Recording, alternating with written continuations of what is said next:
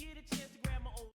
6 in the morning, police at my door. Fresh Adidas squeak across the bathroom floor. Out my back window, I make my escape. Didn't even get a chance to grab my old school tape. Mad with no music, but happy 'cause free. And the streets to a player is the place to be. Got a knot in my pocket weighing at least $1,000. Gold on my neck, my pistol's close at hand. I'm a self-made monster of the city streets.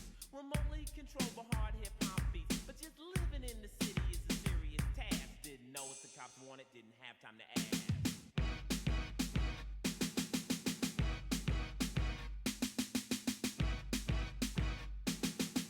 Word. See my homeboys cooling way out. Told them about my morning cold, bugged them out. Shot a little dice till my knees got sore. Kicked around some stories about the night before. Posse to the corner where the fly girls chill. Threw action at some freaks till one bitch got ill. She started acting silly, simply would not quit. Call us all punk pussy, said we are one shit. As we walked over to her, hoe continued to speak. So we beat the bitch down in the goddamn street. But just living in the city is a serious task. Bitch didn't know it, hit her, didn't have time to ask.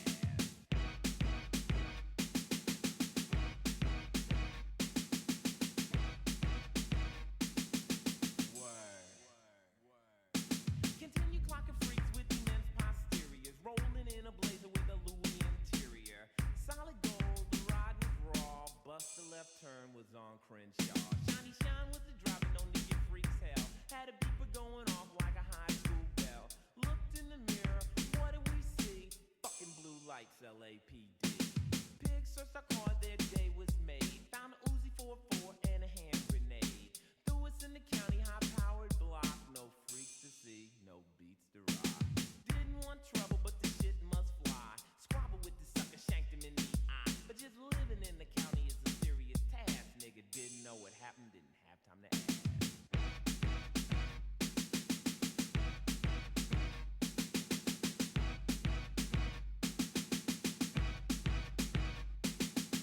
Back on the streets after 5 in the deuce. 7 years later, but still had the juice. My homeboy Hen G put me up on the track. Told me ease rolling villain, BJ's got the sack.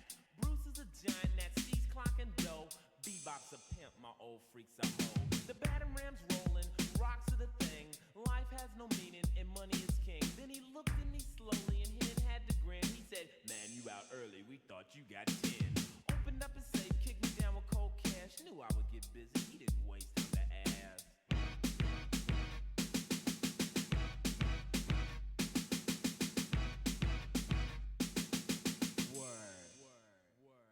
I bought a Benz with the money, the rest went on clothes. Went to the strip, start pimping the hoes. My hair grew long on my 7-year stay. When I got it done on my shoulders it lay.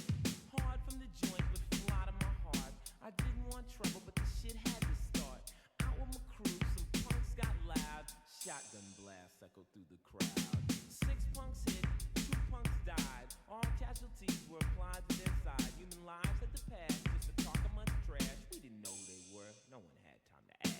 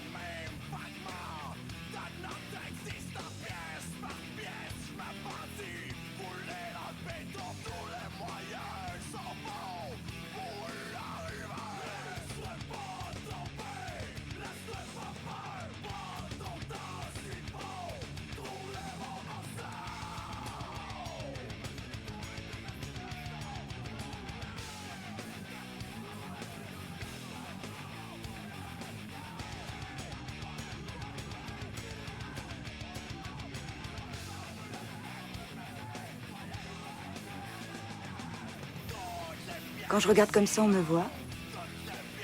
Si je regarde comme ça, on ne boit plus. On me voit, on ne boit plus. On me voit, on ne boit plus. On ne boit plus, on me voit. On ne boit plus. On ne boit plus, on me voit.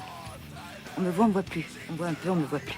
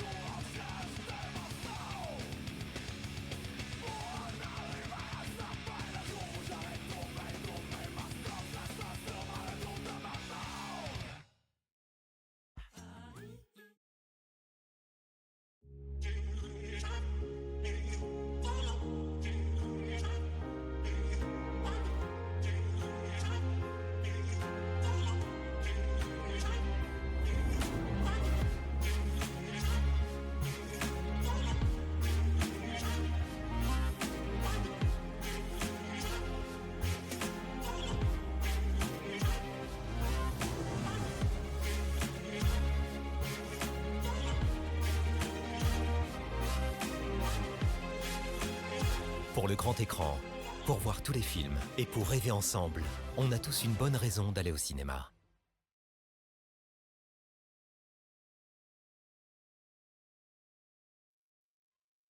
Mesdames et messieurs, bonjour Mastar, merci pour ton leurre, j'espère que tu vas bien.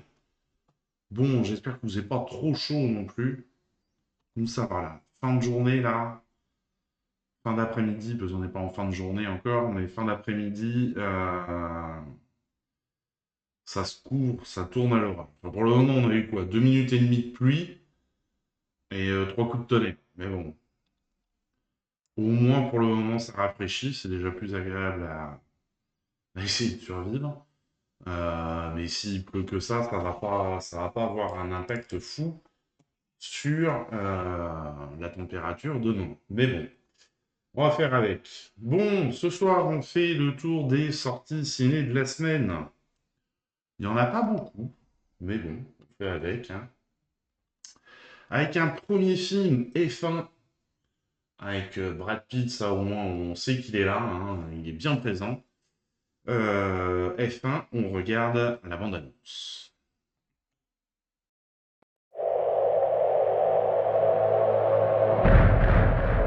Some people look at Sonny Hayes. They see a guy who lives in a van, a gambling junkie who missed his shot, the best that never was. But I see possibility. And if you don't love me now, we'll never. My rook is a phenomenal talent, but he's young. Never break the chain. You plus him. Boom. I got a team. I can't still When was the last time you won a race? Sunday, Daytona. Oh, I'm sorry. I meant Formula One. Oh, I'm sorry. Then same as you.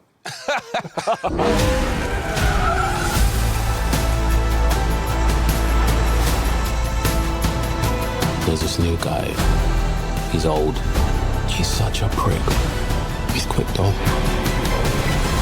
If you had any constructive criticism for each other, what would it be? Don't be such an ass. dickhead. That was constructive. Wow.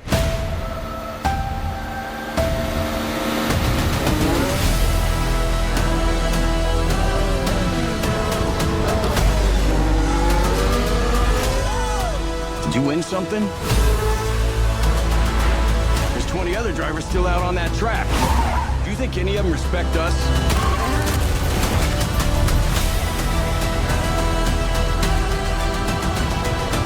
They're saying Sonny Hayes isn't a has-been. He's a never was. If the last thing I do is drive that car, I will take that life, man. 1,000 times. I'm offering you an open seat in Formula One. The only place you could say, if you win, you are the absolute best in the world. never break the chain.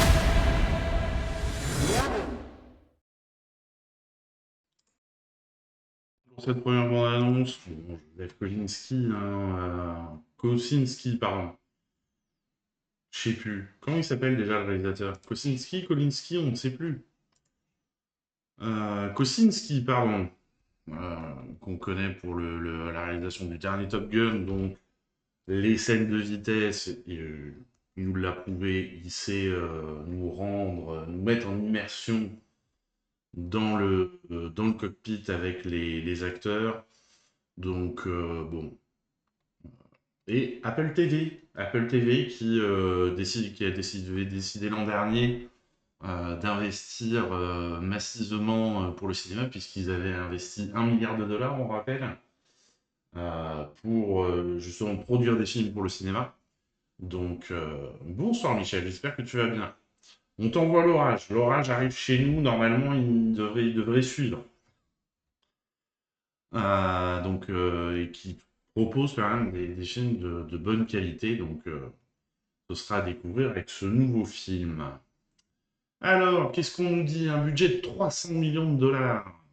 En mai 2024, un rapport annonçait que F1 avait atteint un budget record de 300 millions de dollars, une somme expliquée par les sites spécialisés par les 140 millions dépensés par Apple pour s'emparer des droits du projet, mais également par le salaire de Brad Pitt, estimé à 30 millions de dollars, et un retard consécutif à la grève des scénaristes en 2023. Pourtant, en entretien récent avec le site Deadline, Jerry Bruckheimer a contesté le budget. Le producteur affirme que le long-métrage a un budget beaucoup moins élevé, sans pour autant donner de chiffres précis, notamment grâce à des réductions d'impôts et à des partenariats avec le milieu de la F1, donc 200 millions, quoi, en gros. Tournage lors de véritables Grands Prix. Le film a été tourné pendant de réels week-ends de Grand Prix, notamment à Silverstone, Monza, Spa-Francorchamps et Yas Marina. Les scènes ont été capturées entre les séances officielles, offrant une authenticité sans précédent. Caméra miniature de haute technologie pour une immersion totale. Des caméras miniatures conçues sur mesure par Sony ont été installées sur les voitures. Ces dispositifs permettent des prises de vue dynamiques, offrant une expérience visuelle proche de celle de Top Gun Maverick. C'est le même principe qu'ils avaient fait dans Top Gun Maverick, en vrai. Alors par contre, je suis assez étonné, mais je crois que la semaine dernière, on a déjà eu le même étonnement, où Sony... Ah oui, mais Sony, parce que c'est pas Sony Production Distribution, c'est Sony, ils ont aussi des caméras, tout ça. Parce que je me disais, le film est distribué par Warner, bon. Domson Idris, formé comme un véritable pilote. Domson Idris, qui incarne le jeune pilote Joshua Pierce, a suivi un entraînement intensif de 7 mois, incluant des essais en conditions réelles. Il a même participé à une audition sur circuit, ressentant une peur intense avant de prendre le volant. En même temps, je peux le comprendre, hein, parce que bon... L'écurie fictive Apex GP. Pour les besoins du film, une écurie fictive nommée Apex GP a été créée. Ces monoplaces basés sur des châssis de Formule 2 modifiés ont été conçus pour ressembler à de véritables F1 et ont été intégrés au paddock réel lors des tournages. Influence de Top Gun Maverick, forcément, vu que c'est le même réalisateur. Le réalisateur Joseph Kosinski, connu notamment pour Top Gun Maverick, deuxième plus gros succès commercial de 2022 après Avatar 2, a appliqué des techniques similaires pour F1, utilisant des caméras embarquées, on l'a dit juste au-dessus, mais bon, on le répète, et des prises de vue immersives pour capturer l'intensité des courses. Lewis Hamilton garant de l'authenticité. En tant que coproducteur, Lewis Hamilton a veillé à ce que le film respecte fidèlement l'univers de la Formule 1, apportant son expertise pour assurer un réalisme sans faille. C'est cool ça. Changement de plan initialement prévu pour une diffusion sur la plateforme Apple TV. Le film sortira finalement dans les salles. Et... Alors, ok, je défends toujours le cinéma, mais il y a certains films, on pourrait directement les balancer sur plateforme, ça ne me gênerait pas. Mais c'est vrai qu'un film comme ça, pour le coup, avec quand même une image sur grand écran et le son de la salle de cinéma, bon, je pense que c'est du cinéma grand spectacle, donc c'est plus agréable de le voir en salle. Retrouvailles, Brad Pitt et Javier Bardem avaient déjà joué ensemble dans le thriller glaçant Cartel de Ridley Scott, emmené par Michael Fassbender. Ah ouais, je me rappelais plus de ça, dis donc. Ah oui, en même temps, 2013, c'est vrai que c'est pas tout jeune. Scène de podium controversée à Abu Dhabi. Lors du Grand Prix d'Abu Dhabi, une scène de podium fictive a été tournée avec Brad Pitt et Charles Leclerc. Cette initiative a suscité des critiques de la part des fans, estimant qu'elle détournait l'attention des véritables performances des pilotes. Oui, bon, ça va. Côté prod, produit par Jerry Bruckheimer, déjà à l'œuvre sur la suite à succès porté par Tom Cruise. Le film est coproduit par Brad Pitt via sa société Plan B Entertainment. En même temps, je crois qu'il le fait pour tous les films dans lesquels il joue.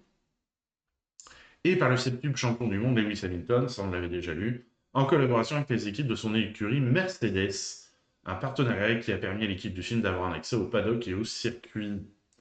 Brad Pitt doué, il s'est entraîné pendant plusieurs mois pour piloter une véritable voiture de course. Son apprentissage a commencé sur simulateur puis s'est poursuivi sur des monoplaces de Formule 3 avant de passer à la Formule 2. Grâce à son expérience en moto, il a rapidement intégré les fondamentaux du pilotage de haut niveau. Par ailleurs, Pitt et Domson Idris ont suivi un programme physique similaire à celui des pilotes de F1. Test VO2 max, je ne sais pas ce que c'est. Musculation ciblée pour la nuque, les abdos et le dos, oui, parce que là, c'est les endroits qui prennent le plus. Machine Batak pour les réflexes. Il devait supporter des accélérations de 5 à 6 G plusieurs fois par minute. Et c'est vrai qu'on n'y pense pas assez, mais l'entraînement des sportifs de haut niveau comme ça dans les Formule 1, c'est aussi un entraînement physique, puisque enfin, c'est les accélérations, décélérations, réaccélérations, décélérations, pour le corps, c'est un vrai problème. Les voitures sont de vraies bêtes de course. Les voitures utilisées pour les besoins du film ne sont pas des voitures de cinéma maquillées, ce sont des monoplaces de Formule 2, spécialement modifiées par Mercedes AMG pour ressembler à des F1, atteignant les 320 km/h. Elles ont parcouru jusqu'à 9000 km chacune pendant le tournage, avec des caméras intégrées dans leur châssis. Des iPhones dans les voitures. Allons bon, encore un. Des capteurs et puces Apple Silicon, série A, précisons, extraits d'iPhone ont été adaptés pour créer un système de caméra embarquée dans les voitures. Cette technologie permettait de filmer depuis des endroits encore jamais vus dans les retransmissions de F1, sans alourdir le véhicule. Costumes conçus comme de vrais équipements, les combinaisons de pilotes APX GP sont fabriquées par OMP, le même fabricant que celles de Senna et Schumacher. Pauvre Schumacher, je sais pas où il en est, lui. Brad Pitt a participé au choix des tenues de son personnage, s'inspirant d'un style cow-boy rebelle à la Chris Christopherson. Je sais pas du tout qui est Chris Christopherson. Des stars de la F1 dans le film. Le film intègre de vrais pilotes comme Lewis Hamilton. En même temps, il a produit le film. C'est con qu'il n'apparaisse pas. Max Verstappen, Charles Leclerc, Lando Norris, mais aussi les patrons d'écuries comme Toto Wolff, Mercedes, Christian Horner, Red Bull. Les commentateurs comme Martin Brundle ou David Croft y apparaissent également. Donc c'est un vrai hommage au monde de la F1. Excusez-moi, j'ai un truc qui me gratte. Un tour du monde sur 9 circuits. Le tournage s'est déroulé sur les circuits les plus mythiques: Silverstone, Monza, Hungaroring, Zandvoort, Suzuka, Spa, Mexico, Las Vegas, Abu Dhabi. Brad Pitt cite le virage au rouge de Spa comme son moment préféré, décrivant une montée d'adrénaline pure. Hans Zimmer, voilà, le célèbre, à la BO, mêlant synthèse et humain. Le compositeur Hans Zimmer, assisté de Steve Mazzaro, a créé une bande originale mêlant son synthétique et instruments humains, pour accompagner le souffle et la tension des courses, une continuité avec leur travail sur Top Gun Maverick. Voilà, donc comme je disais, je pense que, Joseph Kosinski sait faire du grand spectacle. Il nous l'avait prouvé sur Top Gun. Il n'y a pas de raison qu'il ait loupé cet aspect-là après avoir l'histoire. Bon. Mais je pense qu'on va plus voir ce film pour les scènes de course, l'immersion dans les cockpits et tout, que pour l'histoire. À mon humble avis. Allez, on passe au film suivant. Changement d'ambiance, je vous préviens. 13 jours, 13 nuits qui va être présenté hors compétition au Festival de Cannes. On regarde la bande-annonce. On prend tous les disques durs, c'est clair? On broie et on brûle tout! 20 ans après, les talibans font leur retour au pouvoir. Les gens qui sont dehors, là, je sais ce qu'ils vivent. C'est l'enfer. Il y a à peu près 300 personnes tassées devant la grille, il faut ouvrir. Ouvrez les portes! Respecter les ordres, ça fait partie de notre métier, mais c'est aussi un choix de ne pas les respecter. The French embassy being the last place in Kabul where anyone can go right now. On ne peut pas tenter de sortir par la force. On n'a pas d'autre choix que de traiter avec eux. Il peut me tirer dessus à tout moment s'il veut. You can solve the problem by helping us to evacuate.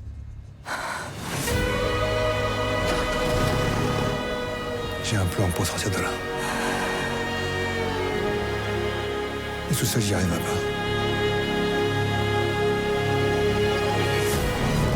Au premier coup de feu tiré, nos chances de s'en sortir sont quasiment nulles.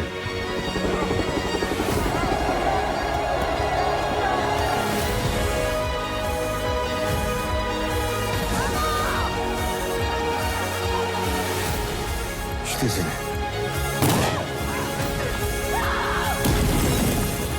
On peut pas les laisser. On n'a pas le choix.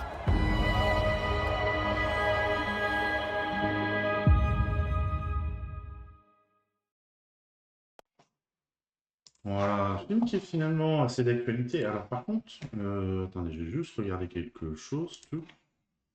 Martin Bourboulon, non, on me dit quelque chose, mais alors il a fait quoi? Eh ben oui, il avait travaillé sur les Trois Mousquetaires. Voilà, tout à fait, exactement. Mais il disait bien que non, il me parler. Hop, on est en plein écran. Et qu'est-ce qu'on nous dit sur le film? Naissance du projet, 13 jours, 13 nuits s'inscrit dans la lignée d'une collaboration étroite entre Pathé, la maison de distribution et de production, et le prolifique producteur Dimitri Rassam. C'est Ardavan Safai, le président de Pathé, qui a contacté Dimitri après avoir lu le livre de Mohamed Bida, puis Ardavan l'a montré au cinéaste Martin Bourboulon. Ce dernier se rappelle: à ce moment-là, je suis concentré sur le montage de la deuxième partie des Trois Mousquetaires Milady, et je n'ai absolument aucune idée de ce que sera mon projet d'après.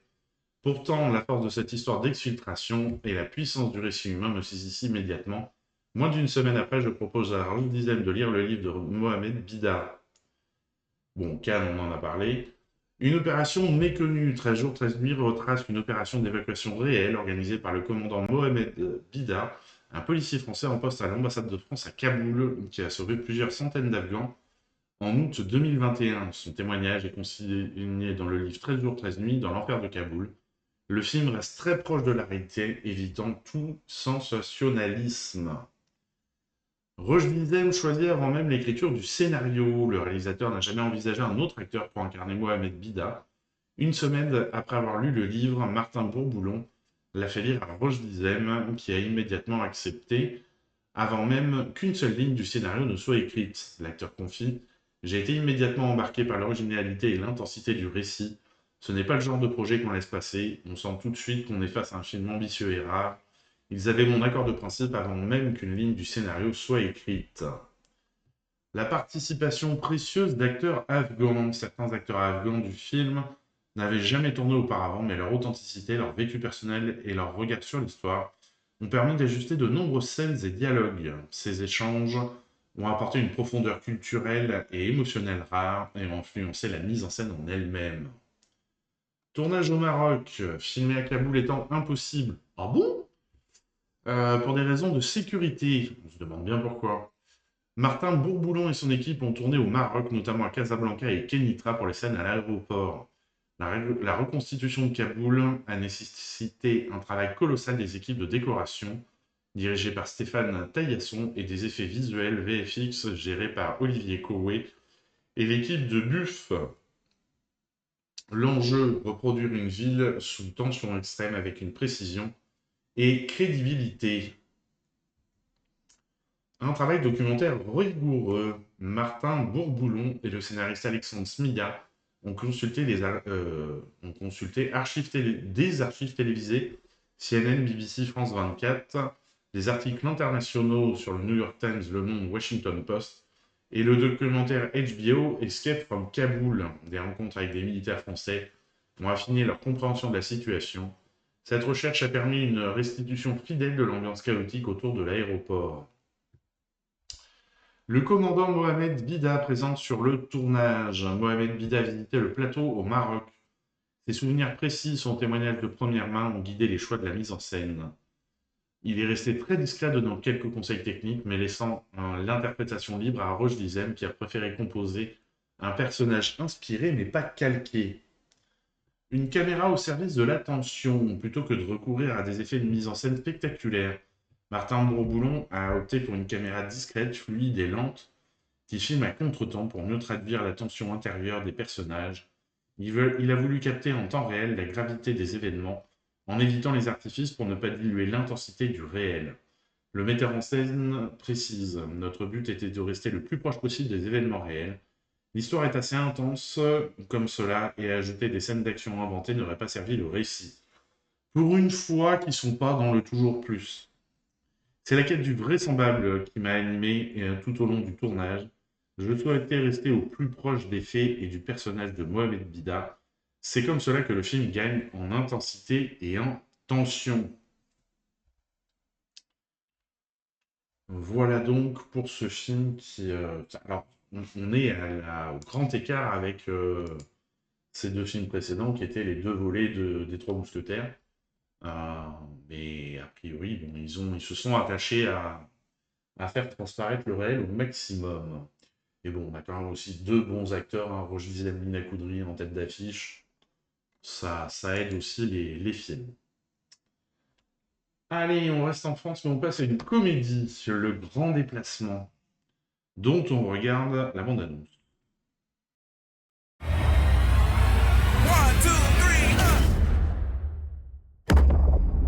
Le temps est venu, non pas d'écrire notre histoire, mais de la poursuivre. Nous croyons en vous. Quel est le but de tout ça? Monter la première expédition spatiale africaine de l'histoire. La Black Star Line. C'est de la merde. Vous allez pas y arriver, c'est perdu d'avance. Des Africains dans l'espace, non mais n'importe quoi. 1, 2, 3, my baby don't mess around because she loves me so and this I know for sure. Si vous deviez écarter quelqu'un de cette équipe, ce serait qui? Armand, je le soupçonne d'être homosexuel. Et ça vous dérange? C'est juste que, comme on voit sur une autre planète, tout ça, j'aimerais pas qu'il croie qu'il y a moyen, alors que Moi, je suis... C'est du suicide. Ce qui fera le succès de la Black Star Line, C'est la cohésion.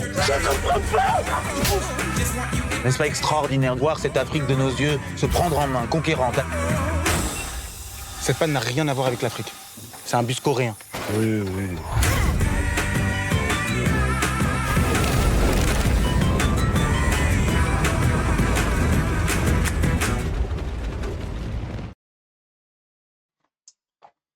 Voilà donc. Donc vous n'avez pas d'éléments. Bande-annonce. J'avoue que moi, je suis pas super tenté, mais bon, faut voir. Alors, qu'est-ce qu'on nous dit sur le film? Jean-Pascal Zadi, pardon, a eu l'idée du film après avoir vu un astronaute dire qu'on ne pourra jamais maîtriser le facteur humain dans les missions spatiales. Cela l'a frappé. Malgré toute notre technologie, c'est notre incapacité à bien communiquer qui reste notre talon d'Achille. On le voit, enfin bon, il suffit de regarder l'état du monde. C'est devenu le cœur de le grand déplacement, une mission vouée à l'échec à cause des humains eux-mêmes. Séance en apesanteur. Jean-Pascal Zadi a dû jouer suspendu à des câbles pour simuler l'apesanteur, tout en faisant de la comédie et en dirigeant le film. Il a dit « Faire des blagues en apesanteur, c'est trop dur. Ces scènes ont demandé énormément de travail physique, abdos sollicités en permanence et une coordination redoutable. Une terre projetée grâce à un mur de LED, que on se rappelle de plus en plus utilisé. Pour éviter les écrans verts classiques, l'équipe a utilisé un mur de LED géant affichant une terre modélisée en 3D. Cela permettait de changer l'angle, la taille ou la position de la planète selon les scènes, rendant l'immersion plus crédible pour les acteurs et plus réaliste visuellement. Un vaisseau spatial de 300 mètres carrés à Brie-sur-Marne. L'équipe a construit un vaisseau complet avec serre pour les végétaux, cockpit, zone de couchage et de vie, couloir et sas pour les sorties dans l'espace. Tout était connecté comme un vrai vaisseau permettant les mouvements de caméra fluides. Le décor principal fait 300 mètres carrés, ça va, 3 fois ma baraque, sans compter la station orbitale aussi grande. Un hommage discret aux sœurs Nardal. Le nom de la planète est un clin d'œil à Jeanne et Paulette Nardal, penseuses martiniquaises de la négritude. Leur rôle historique a été minimisé. Zadi a voulu les réhabiliter discrètement via ce choix, une façon subtile de lier science-fiction et mémoire anticoloniale. La planète Nardal. Nardal a été imaginée à partir de lieux réels. Les scènes sont tournées à Ouarzazate au Maroc, mais les couleurs viennent du désert rouge de la Tadrat en Algérie. Le but était de créer une planète belle mais inhospitalière. Bien le bonsoir, monsieur Tronche de Cake, j'espère que tu vas bien. Une planète belle mais inhospitalière pour dissuader les spectateurs de croire que fuir la Terre est une solution. Après, au-delà d'une question de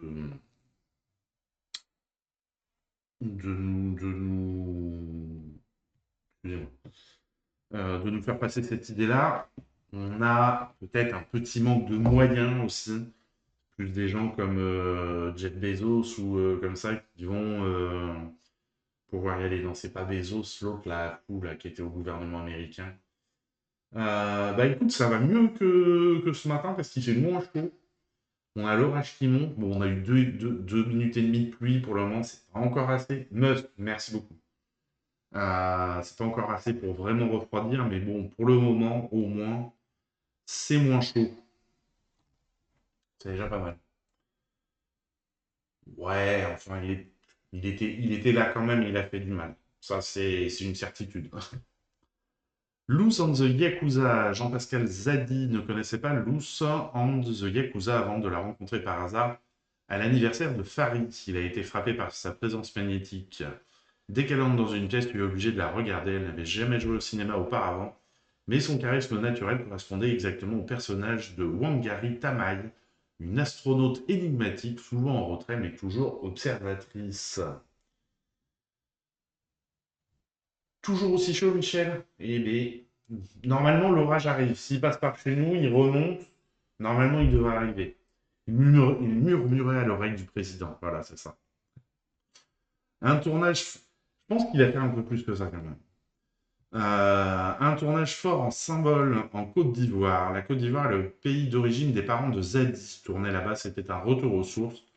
Son père a même fait une figuration dans le film. Les décors brutalistes, notamment la fondation Oufouette Boigny, offrent une image moderne et monumentale du continent africain, rarement vue à l'écran. 36 ici. Ah bah oui, non mais c'est... Bonjour, Dodo, comment vas-tu? Nous, là, on est passé, je sais pas combien ils annoncent, là, on est passé à 23 en 10 minutes parce que l'orage est arrivé, quoi. Mais ce qu'il y a, c'est qu'il faudrait que ça pleuve plus que ça refroidisse vraiment l'atmosphère. Côté casting principal, Jean-Pascal Zadi Jean-Pascal Zadi a constitué son casting comme une famille de cinéma, mêlant acteurs reconnus et proches collaborateurs. Farid Fadili Camara et Éric Judor étaient ainsi présents dans Tout simplement Noir. Le réalisateur a voulu les remercier en leur offrant un film de science-fiction, un genre rarement accessible aux artistes afro-descendants. Le casting du Grand Déplacement comprend aussi de nouvelles têtes, Lou Sanzu Yakuza ou Edgar Yves, pour mélanger expérience et nouveauté. 4 heures de route après un orage, 67 degrés, dégluminé devant le verre, tu m'étonnes. Ah oui, non, mais il faut se reposer, il faut s'hydrater, pensez à vous hydrater, parce que bon. Eh ben écoute, non, c'est pas le moment de m'appeler. Ça va, non, ça va. Comme dit plus tôt, on a un début d'orage, on espère que ça va durer un peu toute la nuit. Histoire de refroidir l'atmosphère, ce serait vraiment très apprécié. Allez, film suivant, Au rythme de Vera. Ah bon? C'est pas... Comment ça se fait que j'ai... Alors, attendez, que je vérifie ça. Je me suis trompé dans mon ordre. Non, j'ai complètement oublié. Comment ça se fait que j'ai oublié celle-là? Hop.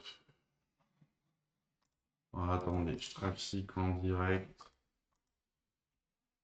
Tac. Tac.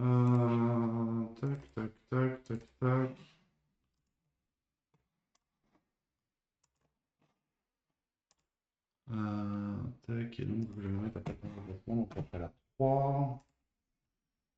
On va rajouter la fiche. La chaleur pour tout le monde, c'est compliqué. Ouais, non, mais là, c'est beaucoup trop tôt pour avoir autant de chaleur, quoi. C'est à la limite qu'on ait ça fin juillet, début août, pourquoi pas, mais là, ennui sur 20. Ennui sur 20, vraiment. Alors, vous inquiétez pas, tout est sous contrôle. Hop, non, ça ne veut pas remonter plus. Tac. Bien, j'ai perdu mon image, elle est là. Hop. Voilà, pour le coup, je l'ai réellement perdu. Non, elle est là. Allez, on va faire comme ça, c'est plus simple. Elle est là. Ok. Et donc, hop. Oh, zut, ça m'a tout niqué. Faut jamais faire les choses en direct comme ça, les modifs. C'est pas... Je le sais pourtant. Je le sais, je le sache. Mais que voulez-vous? Pourquoi tu veux pas? Ah oui, parce que oui, j'ai pas... Tac. Tac. Hop.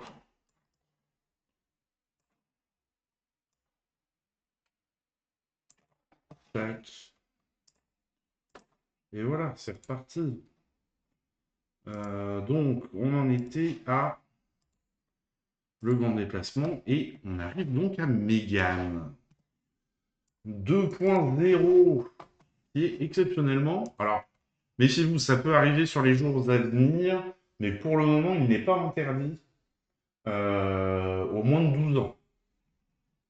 Mais il suffit que la commission de censure n'ait pas encore rendu son verdict et dans les 3-4 jours, il sera interdit. C'est tout à fait possible. Donc, Megan 2, on regarde la bande-annonce.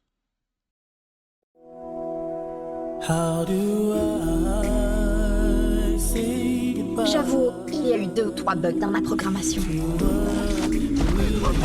C'est quoi ça? C'est pas juste de tout me mettre sur le dos.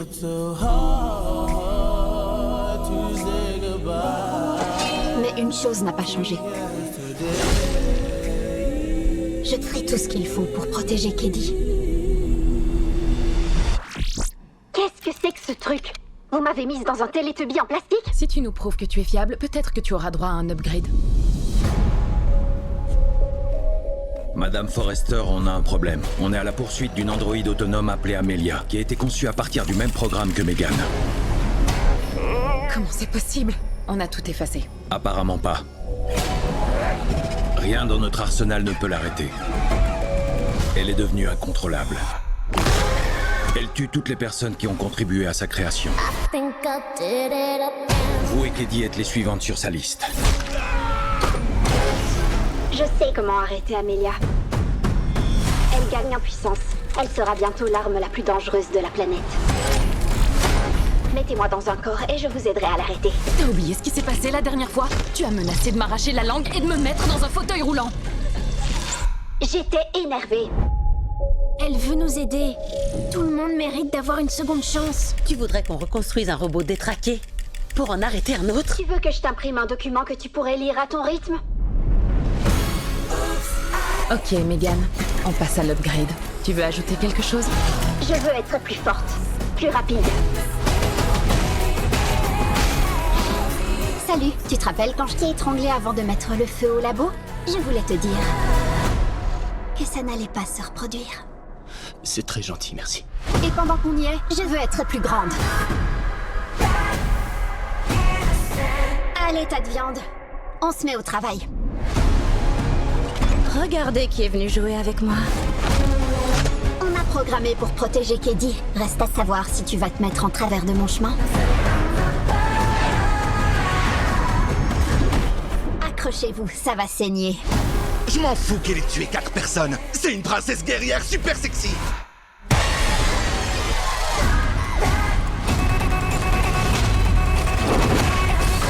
Je te propose un deal. Tu peux tuer Gemma, mais tu touches pas à Keddy. Megan.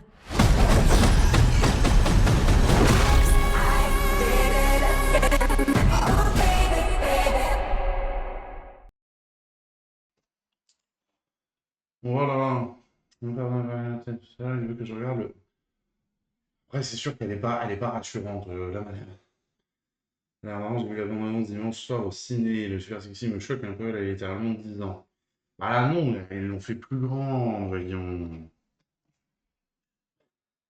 C'est vrai que oui, normalement, elle a 10 ans, mais... Mais après, bon, voilà, le premier était bien fait, plutôt efficace, les studios Blumhouse... Oui, maintenant, elle a 2 ans de plus, donc 12 ans. Mais Studio Blumhouse qui sont reconnus pour leurs films d'horreur. Le premier a été bien accueilli par la critique et les spectateurs. Le 2 a l'air dans la lignée. Bon, effectivement, tu as le côté comédie qui peut peut-être gêner un peu certains puristes, mais bon, après, il faut aussi pouvoir se renouveler. Si tu restes juste dans la base de l'action un peu horrifique, bah tu tournes en rond par rapport au 1, donc je comprends qu'ils aient fait ça. En vrai, pourquoi pas? Faut voir. Moi, j'irai pas le voir, ça c'est sûr, mais voilà. Pour les amateurs du genre, je pense qu'il peut être pas mal. Donc, deuxième volet, oui, bon, de toute façon, on avait compris quand même. Succès historique, lors de sa sortie en salle, Megan avait été un vrai carton au box-office. Aux États-Unis, le film a connu un démarrage à 30,4 millions de dollars, rien que ça. Il s'agissait du plus gros week-end d'ouverture pour un film d'horreur interdit aux moins de 12 ans depuis Sans un bruit 2 de John Krasinski, sorti en 2020. Au total, le film a rapporté plus de 180 millions de dollars de recettes dans le monde entier, alors que son budget s'élevait à seulement 12 millions.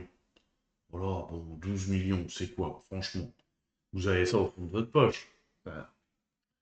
Double casquette, l'actrice principale du film, Alison Williams, qui était productrice déléguée sur le premier épisode, officie cette fois comme productrice. Les maîtres de l'horreur, pour Megan de Gerard Johnston, s'est inspiré de cinéastes passés, maîtres de le registre du cinéma d'horreur, tels que Sam Raimi, et Wes Craven, en particulier pour leur manière de faire jongler humour et effroi dans leurs films. Alors autant Sam Raimi je vois, autant Wes Craven, qu'est-ce qu'il nous a fait ce brave homme? Ah, Scream 4, oui, c'était pas forcément une bonne idée ça. Ah oui, c'est lui qui a fait tous les Screams, ok. La musique de mon cœur, un vampire. Oh, un vampire à Brooklyn, j'avais bien aimé ça. Le sous-sol de la peur était pas mal. Oui, c'est vraiment, oui, on voit là, l'été de la peur, la ferme de la terreur, la colline à des yeux. Eh oui, c'est pour ça que le nom disait quand même vaguement quelque chose, mais oui, ok, la colline à des yeux, effectivement. Entraînement. Pour interpréter le personnage de la jeune Cady, la nièce de Gemma, Violette McGraw s'est entraînée de manière intensive en apprenant l'aïkido en même temps que son personnage dans le film. Contrairement aux projets sur lesquels elle a l'habitude de travailler, l'actrice a réalisé de nombreuses cascades et des séquences de combat. En parlant de combat, la jeune Amy Donald reprend le rôle de Megan qu'elle tenait dans le premier volet, toujours doublée par Jenna Davis. Pour ce deuxième film dans lequel son personnage d'intelligence artificielle est amélioré, l'actrice a appris de nouvelles compétences, notamment le Wing Chun Kung Fu, qui est un art martial de combat rapproché. Miroir inversé. En même temps, est-ce qu'il y a des arts martiaux qui sont à distance? Je pense pas. Miroir inversé pour pousser le réalisme à son paroxysme. L'équipe des effets visuels a conçu une version animatronique, d'Amelia, la principale antagoniste du film. Elle était si crédible que l'interprète du personnage, Ivana Shachno, avait beaucoup de mal à la regarder sur le plateau et s'est même sentie assez perturbée. La ressemblance était si parfaite que des membres de l'équipe technique confondaient parfois l'actrice avec l'animatronique. Et au fond, mon frère... Eh ben oui, c'est moi, c'est bien moi.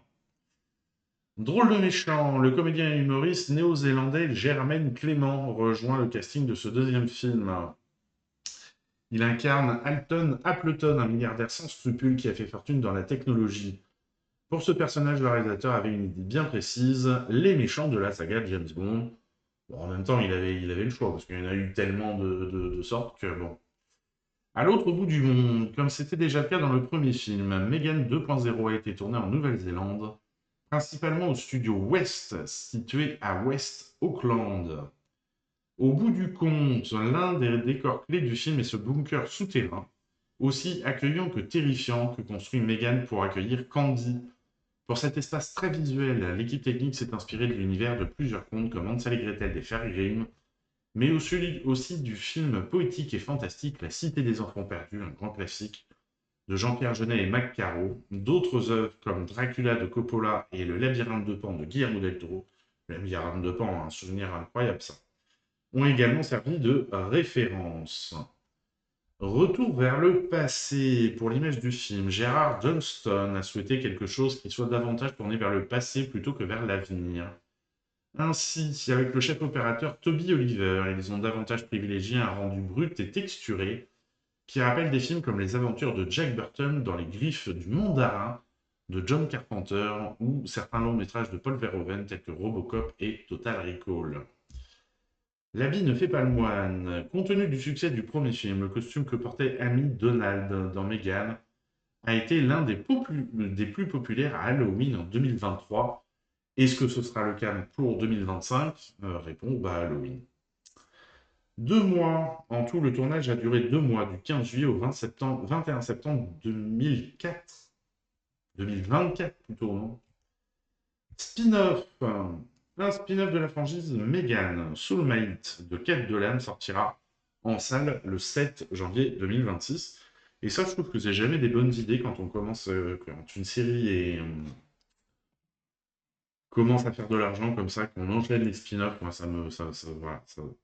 Il y en a un qui marche, ils vont en faire d'autres, ils vont en faire d'autres, ils vont en faire d'autres. Et ça me fatigue à un point que vous imaginez pas. Allez, du coup, on revient à l'affiche qui était prévue à la base. Au rythme de Vera, Colm 75, le concert mythique. On regarde la bande-annonce. Will Keith play?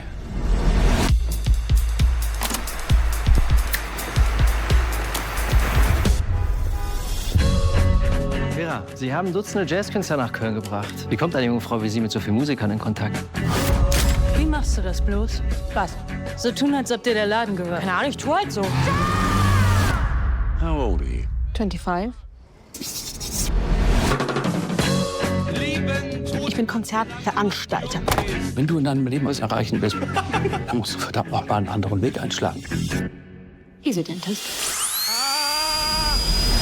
Was glaubst du, wo du jetzt hingehst? Berlin, Jazztage. Ich bin Montag wieder zurück.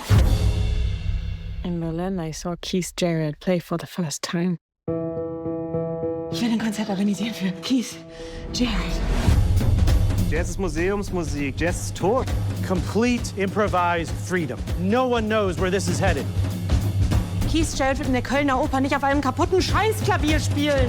Klavierstimmer, vorher kommen Sie mit. Das können Sie nicht machen. Ich habe keine Wahl.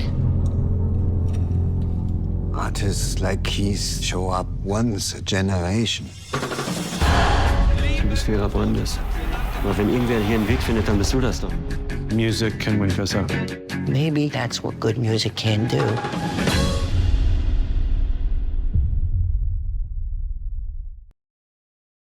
Non, je n'ai toujours pas vu Dragon, mais bon, là, on l'a encore un moment, donc j'aurais le temps de le voir. Et donc, ce film qui reprend l'histoire du concert à Cologne en 1975 de Keith Jarrett. On est vraiment sur toute la préparation du concert, toutes les galères que cette pauvre Vera Brandes a eues pour monter ce concert, qui a été enregistré. C'est devenu un des enregistrements mythiques, puisque c'est l'album solo de jazz le plus vendu au monde. Quand même, c'est pas rien. Alors, qu'est-ce qu'on nous dit sur le film ? Une naissance en pleine pandémie. Le projet est né pendant le confinement du Covid-19. Comme quoi, il y a eu des bonnes choses pendant ce confinement. Ido Fluke, réalisateur israélien, s'est replongé dans l'histoire fascinante du Colm Concert, le disque solo de piano le plus vendu de tous les temps. Il a alors découvert la figure oubliée de Vera Brandes, la plus jeune productrice de concerts d'Allemagne, âgée de seulement 17 ans en 1975. Dans le film, on l'a vu dans la bande-annonce, ils disent qu'elle a 16 ans. Voilà. J'ai pas été voir réellement sa date de naissance pour voir quel âge elle a, et exactement en 1975. Ne pouvant tourner ni voyager librement, Fluke a rédigé son scénario comme une partition de jazz, instinctive, libre, pleine de silence et de rupture. Il l'intitule alors Cologne 75, improvisé en mots par Ido Fluke. Keith Jarrett, un fantôme volontaire. Ni Keith Jarrett ni ECM Records n'ont voulu s'associer au film. Leur refus a été une contrainte majeure, mais aussi une opportunité. Fluke et son équipe ont dû contourner l'impossibilité d'utiliser la musique du Colm Concert, et ont choisi de centrer le récit sur Vera et non sur Jarrett. Cela a rendu le film plus original, évitant l'écueil du biopic musical classique et déplaçant le regard vers les coulisses. Et c'est là où le film prend effectivement une autre ampleur. Et c'est vrai que ouais, c'est vachement moi, je l'ai trouvé vachement intéressant de voir tout ce bordel que c'est pour monter un concert. Retrouver Vera Brandes, la véritable Vera Brandes était presque introuvable. Elle avait disparu du monde de la musique, vivant désormais en reclus. L'équipe l'a finalement retrouvée sur une plage grecque, tranquille. Elle a été touchée par le fait que son histoire allait enfin être racontée et a collaboré à distance avec l'équipe. Un opéra inaccessible. Le concert originel a eu lieu à l'Opéra de Cologne, mais celui-ci était en rénovation depuis des années. L'équipe a donc tourné à Łódź, en Pologne, dans un théâtre au charme ancien. Ce changement de lieu a imposé des ajustements constants, et réécriture quotidienne des scènes, adaptation du découpage, et un tournage presque aussi improvisé que le concert de Jarrett lui-même. Mala End, une lionne pour incarner Vera. Mala End, Je suis ton homme, a été choisie pour incarner Vera, adolescente. Fluke la décrit ainsi. Quand elle entre dans une pièce, on la sent immédiatement. Elle est intense, présente, une lionne. Pour Vera adulte, l'actrice allemande d'origine tunisienne Yam Abbas incarne la version plus mûre du personnage, pleine de retenue et de force intériorisée. Un piano abîmé devenu mythique. Dans le film comme dans la réalité, un détail fait basculer l'histoire. Le piano livré à Jarrett était un modèle quart de queue en très mauvais état. Ce n'est pas celui qu'il avait demandé. Fatigué, souffrant du dos, Jarrett voulait annuler. C'est Vera qui l'a convaincu de jouer. Le reste appartient à la légende. Cette anecdote est un pilier du film. Un hommage aux invisibles. Plutôt que de glorifier l'artiste, au rythme de Vera met en avant une jeune fille tenace et invisible dans les livres d'histoire de la musique. Il s'agit en quelque sorte d'un biopic inversé, pas une fresque égocentrée sur un génie, mais une plongée dans les coulisses centrée sur la passion, la foi en l'art et la détermination. Et c'est ça qui est chouette. Voilà. Et alors, attendez, parce que je suis ton homme, je voulais voir... Ah, oui. Oh, oui, si vous avez l'occasion... attendez, hop, c'est là. Je suis ton homme, ce film-là était vraiment, vraiment magnifique. Posait plein de questions existentielles qui étaient intéressantes. Voilà, et donc vraiment très beau film, moi c'était une surprise. Alors déjà, l'album de Keith Jarrett tourné à Cannes, je ne le connaissais pas du tout, je l'ai découvert depuis. Il est extraordinaire, si vous aimez le piano jazz, le piano solo, il est extraordinaire. Et l'histoire pour arriver à ce concert, enfin, voilà, la Vera, elle avait la foi, hein, parce que le nombre de problèmes qu'il y a, c'est assez impressionnant. Et le film a été présenté au Festival de Berlin, je suis en train de voir. Voilà. Allez, on passe au film suivant, adaptation, il me semble, d'un film d'Amélie Nothomb. Amélie et la métaphysique des tubes. On regarde la bande-annonce. Au commencement, il n'y avait rien, à part un tube. Des jours, des semaines, des siècles passèrent. Et le miracle eut lieu. C'est ainsi que je suis née, par la grâce du chocolat blanc. Le plaisir, c'était moi. Ouvre-toi. Ouvrez-vous tous. Le chocolat avait mis tous mes sens en éveil. Amélie vient de dire son premier mot. C'est super, c'est quoi? Aspirateur. Ame veut dire pluie en japonais. Ma chère Nisho-san, mon soleil. J'étais japonaise. Elle grandira et elle t'oubliera. Je l'aime, cette petite. Est-ce que c'était ça, la vie? Une grande bouche vorace qui ne retenait rien? Mais non, les souvenirs restent.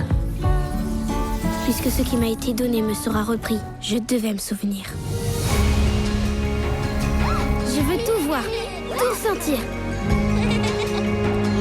Écrire passionnément chaque page de mon existence.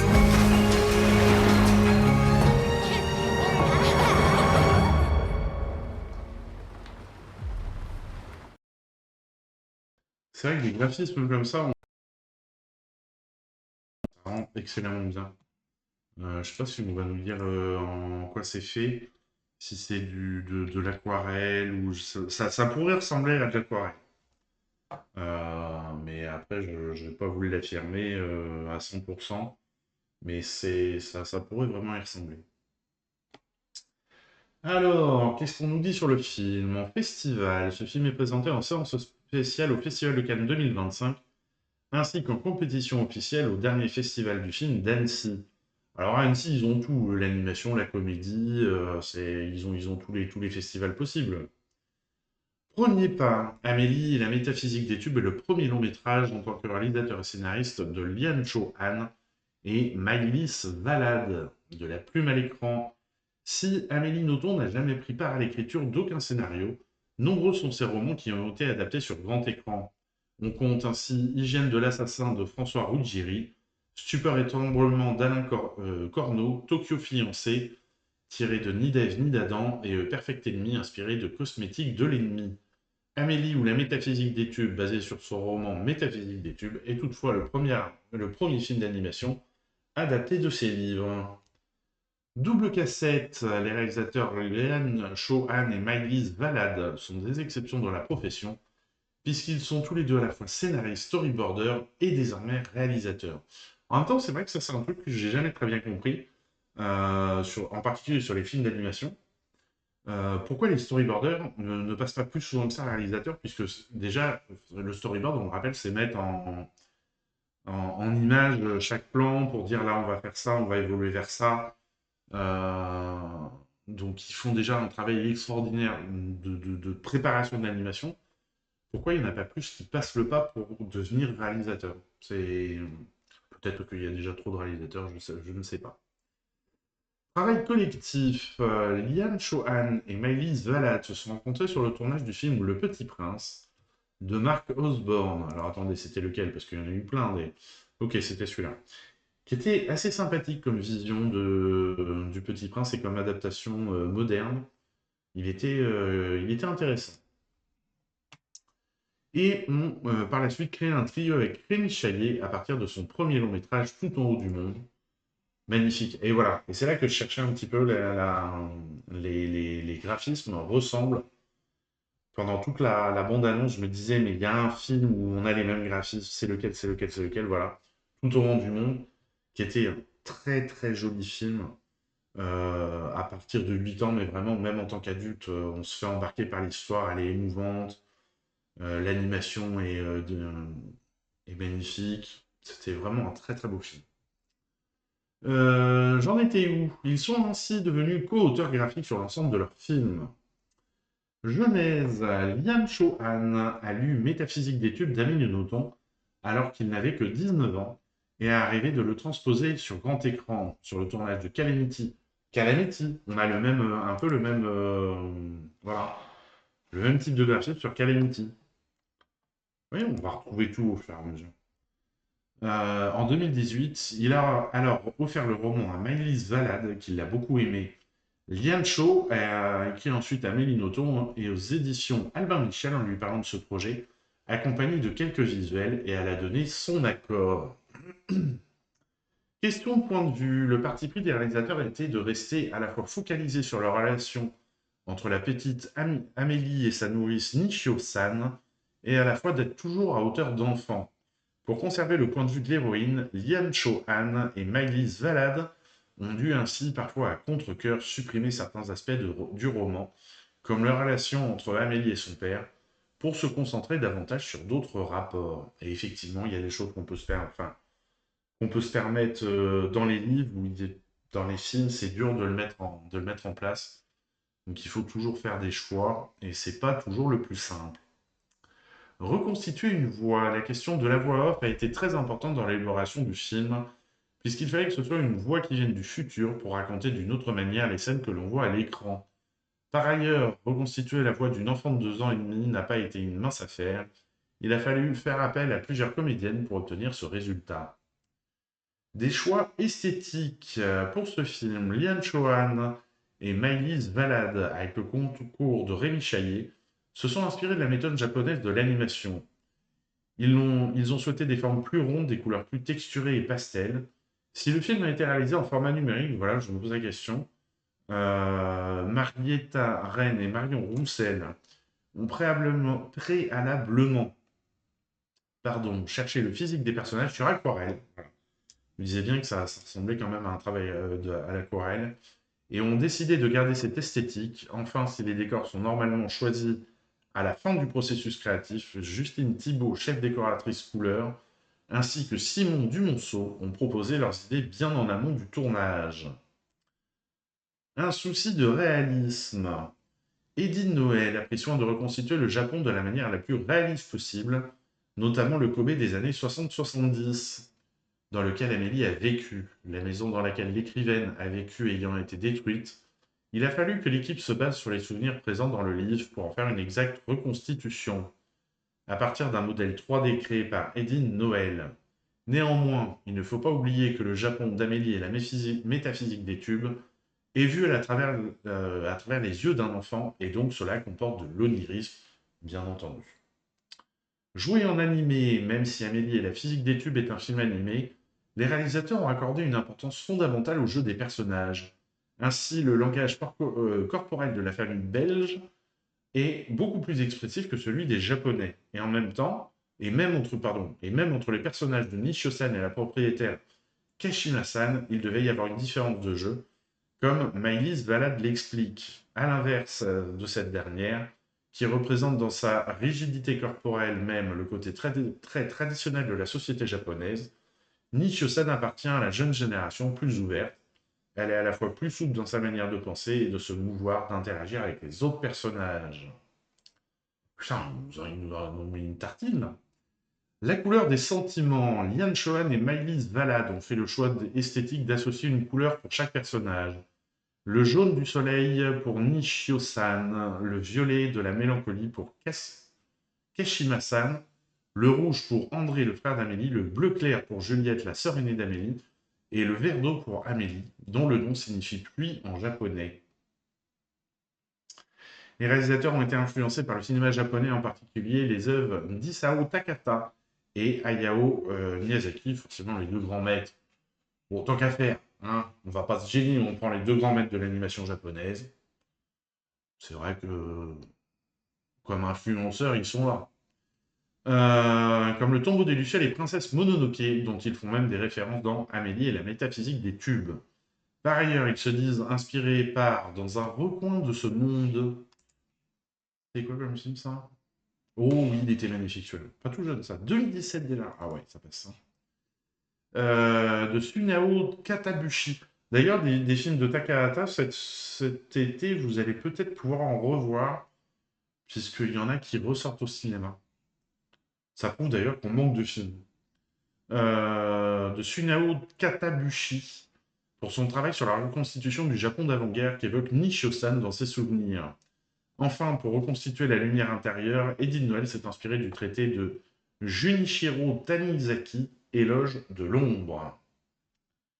Miaou, je passe juste dire bonjour. Bonjour Val, comment vas-tu? Elle était bien, celle du jour. Effectivement, le miaou. Franchement, elle m'a fait rire. Elle m'a fait beaucoup, beaucoup rire. S'éloigner du livre, la scène très émouvante du retour de plage, dans laquelle Amélie offre un bocal vide à sa nounou, Nishio-san, et dans lequel se trouvent les souvenirs de sa propre enfance sur la plage, n'existe pas dans le roman. Elle a été incorporée spécialement pour le film. En outre, la scène des festivités bouddhistes d'Obon, la fête des morts, ne figure pas dans le livre, mais permet de comprendre les traumas de Kashima-san. La séquence du départ, pour 2 mois, du père d'Amélie en Belgique est aussi une liberté des cinéastes et permet de tisser encore plus les liens entre la nounou et la petite fille. Et en plus, plutôt, ils ont dit qu'ils avaient choisi, oui, les liens entre la nounou et la petite fille et au détriment du père, donc il fallait que le père soit moins présent. Ça explique aussi le départ.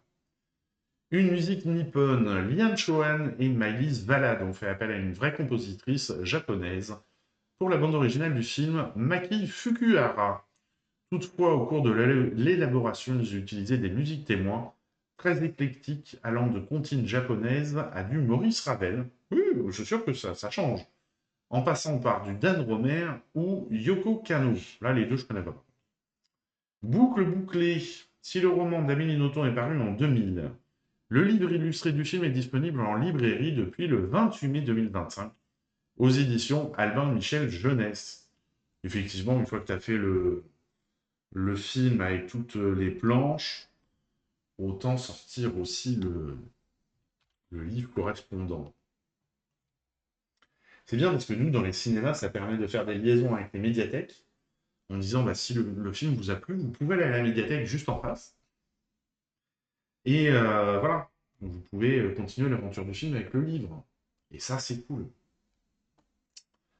Allez, film suivant, présenté au Festival de Cannes de cette année, Once Upon a Time in Gaza. On regarde la bande-annonce.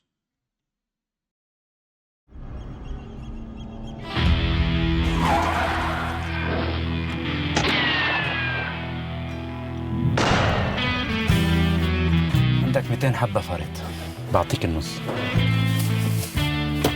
بس تسلمني اسمه صدق اشياء جاهزة. طب ناوي اليوم خلينا نتسهل. صاير شيء؟ شو الوضع مقلقز برا؟ صار ايديك.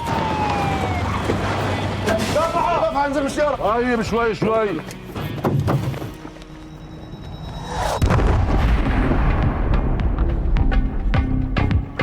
تعرف منيح اني مش خاين وشغلك ماشي منيح وما حدش دريان فيك. وقت الجد بطل فيا عقل.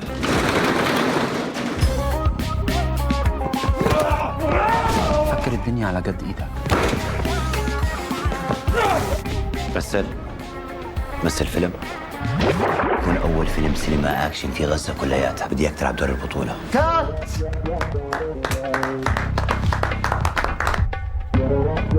ليش تطلع فيي؟ طلع وين ما بدي. كات كات يا عمي كات معلش اهدى شوي شو اللي كات يعني هالحين نقدر نقول انه عندنا هوليوود؟ يعني بنقدر نقول إنه عندنا غزة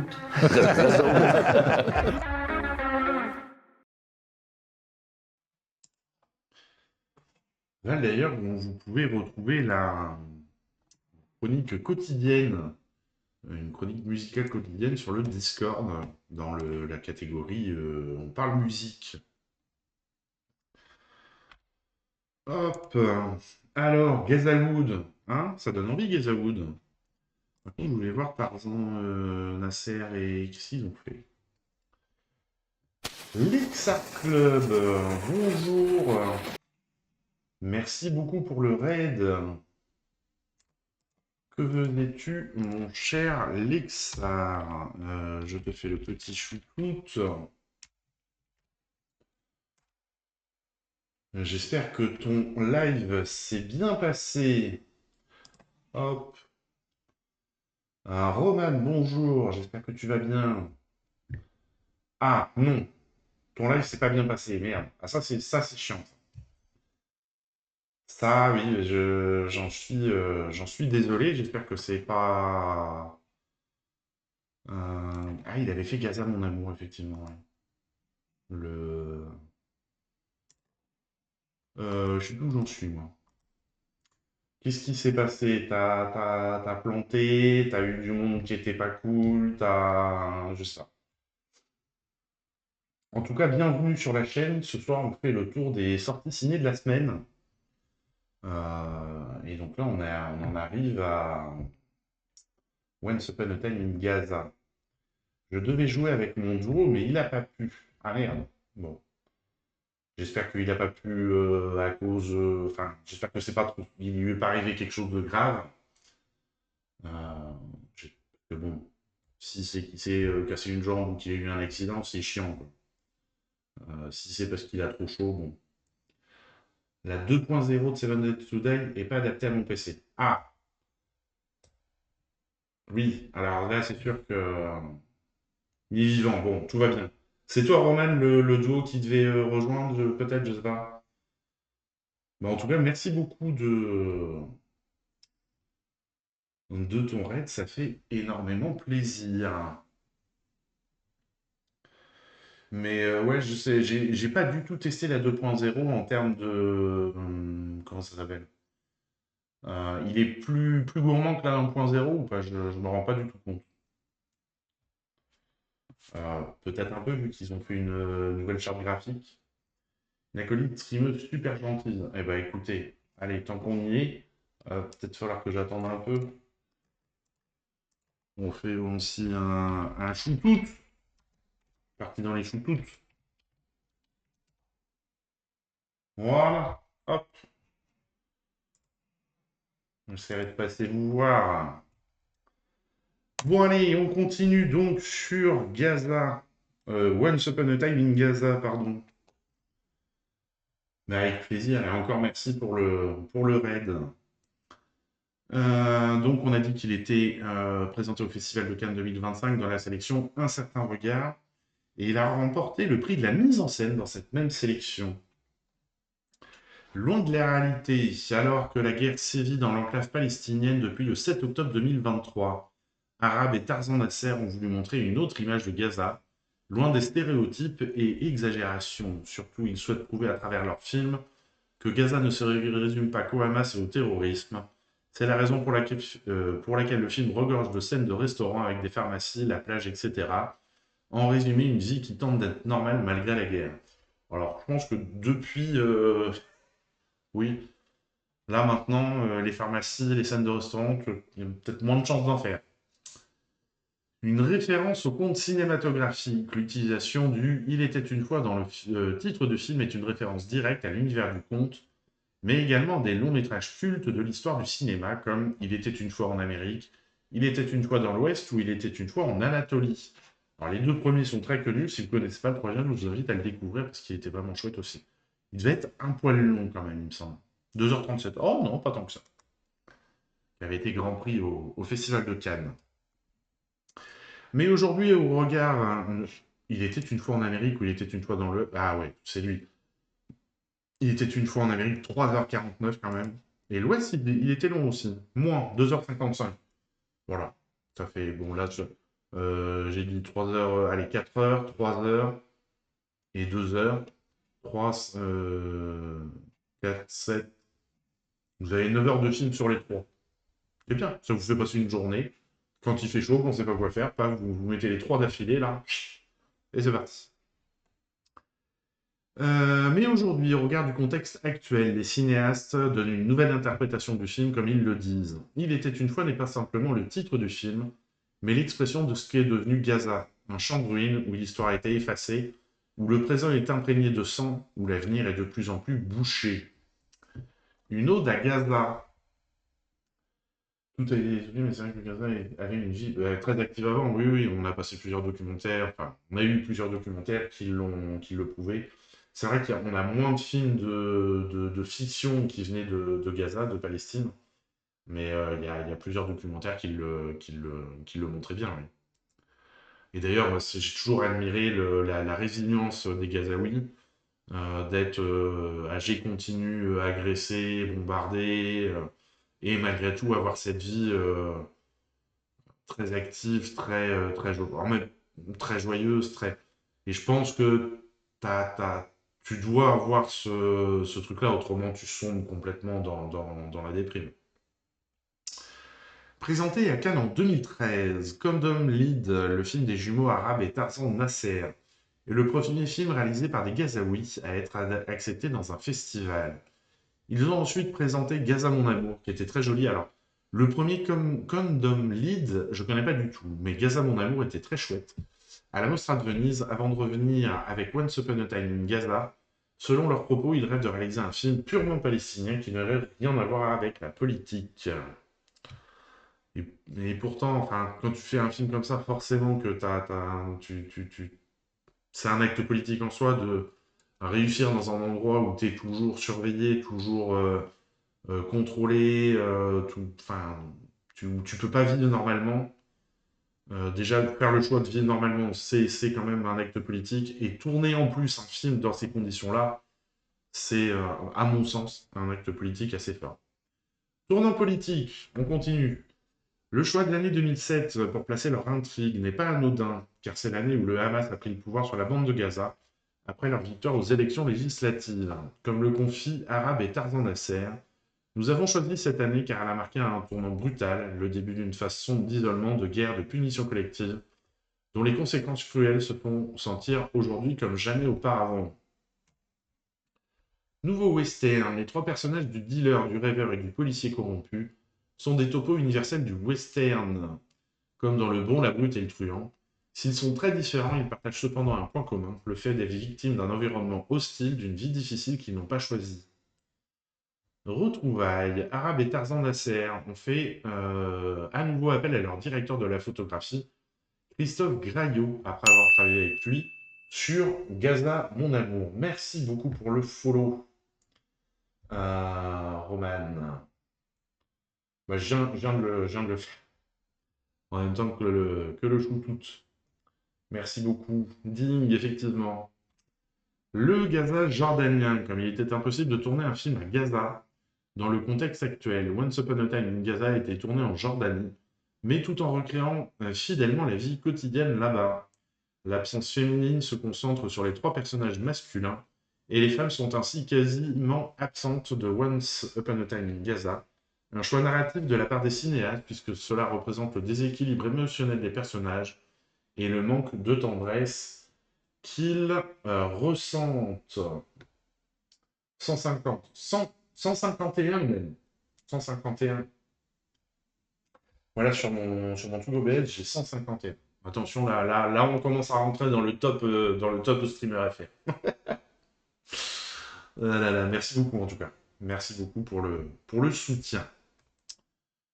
La recherche des acteurs. Arabe et Tarzan Nasser avaient déjà repéré Majd Aid lors du casting de leur précédent long-métrage, Gazan mon amour, et ont été séduits par sa voix rauque. Naber Abd Aley a été choisi sur photo et ils ont rencontré Ramzi Makdissi et des amis communs. Un long travail préparatoire, comme Nader Abd Aley est syrien et n'a donc pas l'accent des habitants de Gaza, il a longtemps travaillé en visio en amont du tournage avec les réalisateurs du film avant de finalement les rencontrer. Pardon. Voilà donc pour ce film qui a été très salué à Cannes.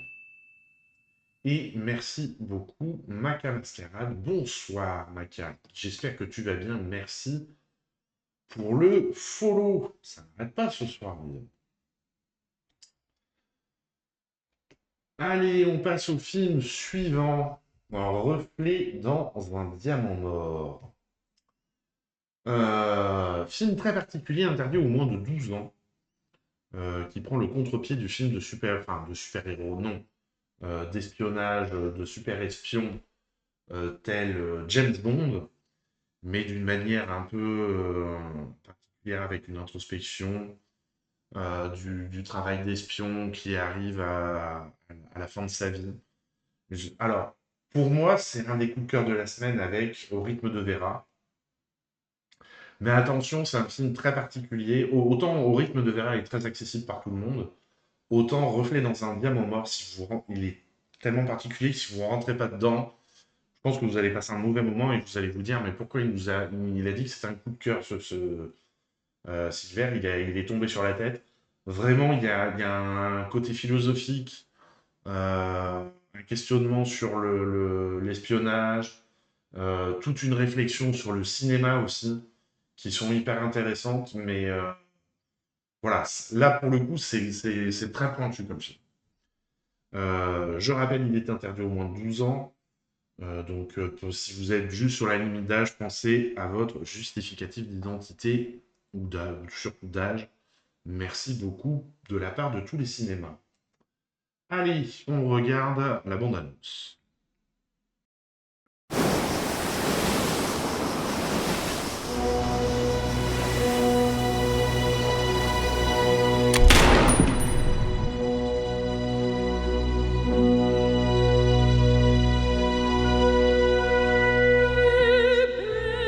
Tu seras là-bas.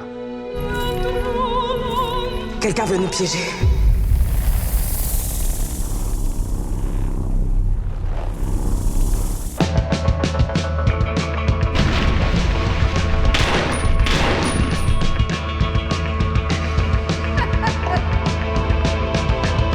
Alors c'est vous qui l'avez tué?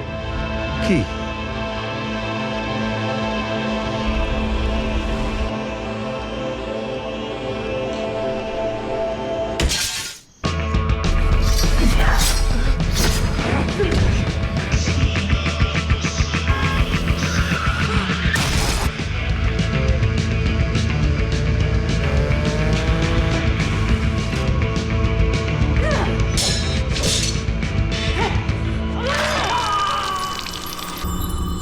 Ton combat n'est qu'une illusion. Ton monde n'est qu'une illusion.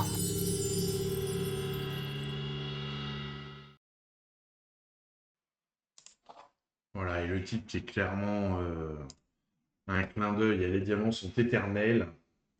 Ah là, il y a du cuir. Il y a du cuir, il y a de la baston, il y a limite des scènes qui sont... Il y a quelques scènes qui sont quand même très dérangeantes et qui justifient le moins de 12. Et vraiment, ouais, une réflexion assez intéressante sur tout ce type de cinéma.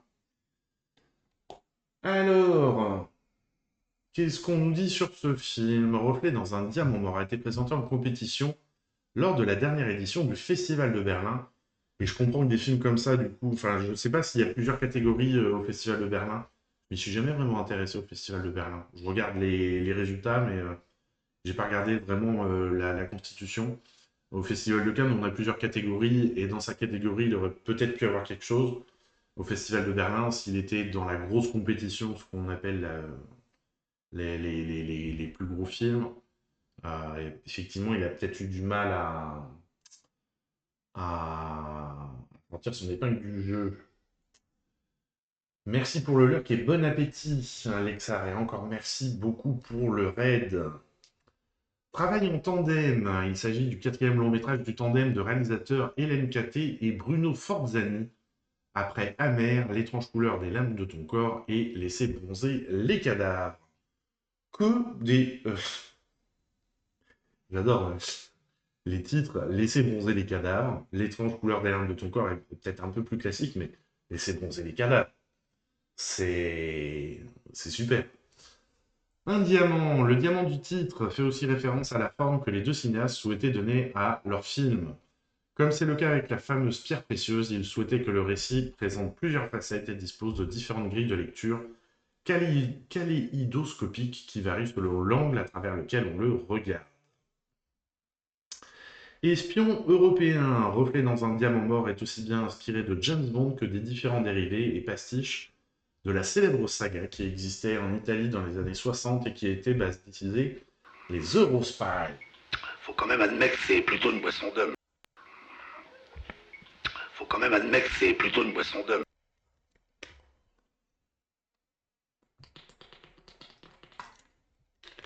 Effectivement, on pense à vous hydrater, il fait chaud. Il fait très chaud.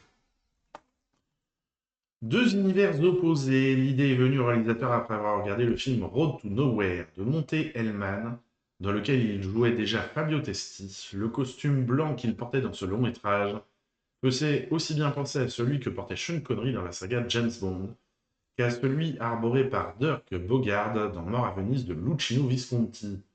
Le tandem de cinéastes a donc décidé de mixer l'univers du plus célèbre espion de cinéma avec celui beaucoup plus autoriste du réalisateur italien. Ah oui, là, vous vous êtes coordonnés sans le vouloir, mais nickel. Inspiré par un personnage de méchant. Dans le film, le personnage d'Amada, la partenaire du personnage de John, lorsqu'il est jeune, a été inspiré par Requin, le principal antagoniste de James Bond dans 2 films de la saga L'espion qui m'aimait et Moonraker. J'adorais ce personnage de Requin. Parce que dans le fond, c'était un gentil. Une écriture particulière. Les réalisateurs ont souhaité proposer un récit qui fonctionne avant tout sur la notion d'illusion.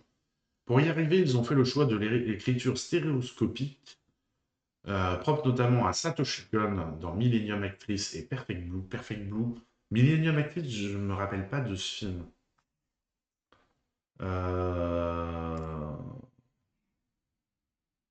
Ah, si, c'était le film d'animation, ok. Quand je regarde comme ça, on me voit. Il était magnifique, ce... Si je regarde comme ça, on me voit plus. Ce type On me d'écriture voit, est assez... On me voit plus. On me voit, on me voit plus. On me voit plus, on me voit. Super. On me voit plus. On me voit plus, on me voit. On me voit, on me voit plus. On me voit un peu, on me voit plus. Voilà. On voit, on voit plus, on voit, on voit plus. Non, non, il n'y a pas de souci, c'est là pour ça. Hein. Merci beaucoup pour ton lock. C'est juste que j'attendais la fin du truc pour continuer ma lecture. Mais ils sont là pour ça, il n'y a pas de souci. C'est... À plus, Maca. Ce type d'écriture assez particulière donne un sentiment de 3D narratif, puisque le récit s'y déploie à travers différentes strates thématiques. La mémoire qui se perd. Pour illustrer la mémoire déclinante du personnage de John, Hélène Catet et Bruno Forzani se sont inspirés des choix de mise en scène de Florian Zeller sur son film The Father. Alors bon, vous allez me dire, tous les films sont géniaux, mais en même temps, un film avec Anthony Hopkins, Olivia Colman. En plus, il était génial ce film. Donc, faut le regarder aussi. L'op art, je sais pas comment on dit. Pour travailler sur la notion d'illusion, les deux réalisateurs ont utilisé des éléments issus de l'op art, à savoir l'art de l'illusion optique. Ah, tout simplement, on ne pouvait pas dire l'illusion optique.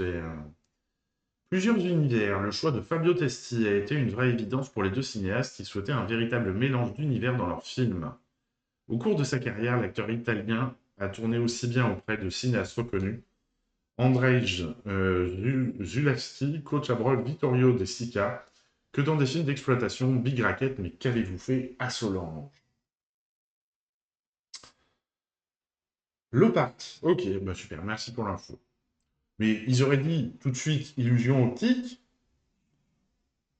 C'est quand même plus simple. Préparation physique. Pour le rôle de John dans ses jeunes années, Yannick Régnier ne s'est pas ménagé puisqu'il a pris 10 kilos de muscle en seulement 4 mois. Oui, il a dû y aller quand même. Un personnage principal. Le film a été tourné sur la Côte d'Azur, d'où Bruno Forzani est originaire. Plus qu'une région, il s'agit de l'un des personnages du film, l'un des personnages principaux du film pour le réalisateur qui voit ces paysages comme étant le lieu par excellence de l'illusion. T'as travaillé là-dessus dans tes toiles, ok. C'est cool. Le hasard. En 2002, les deux réalisateurs ont eu un véritable coup de cœur pour une danseuse, Timay Nguyen, découverte dans le spectacle de danse contemporaine Blush de la troupe belge Ultima Vase. Des années plus tard, alors qu'ils préparaient Reflet dans un diamant brut, les cinéastes ont croisé Wim van de Kebus, le chorégraphe de la troupe, alors qu'ils faisaient leurs courses dans un supermarché. En évoquant avec lui Timay Nguyen, Hélène Catet et Bruno Forzani, ont compris qu'il tenait là l'interprète de Serpentine. Doré, si tu regardes la toile sur certains angles, ça change la perception. Ah ouais, ça doit être chouette ça. Ça doit être très chouette. J'aime bien les toiles comme ça. Voilà, la galerie d'art du centre culturel où je suis, on avait la dernière expo comme ça, selon comment tu te tournais, comment la lumière tournait sur l'œuvre, on voyait des choses différentes, c'était vraiment chouette. J'aime bien les gens qui pensent ça comme ça pour que tu vois jamais tout à fait la même chose, quoi. Ambiance musicale. La bande originale du film est pour le moins hétéroclite, puisqu'on le retrouve des morceaux tels que Girl from Salina, composé par Christophe, la Wally, déjà utilisée dans le film Diva de Jean-Jacques Benex, ou encore Forbi par Radar Trio. Écho italien.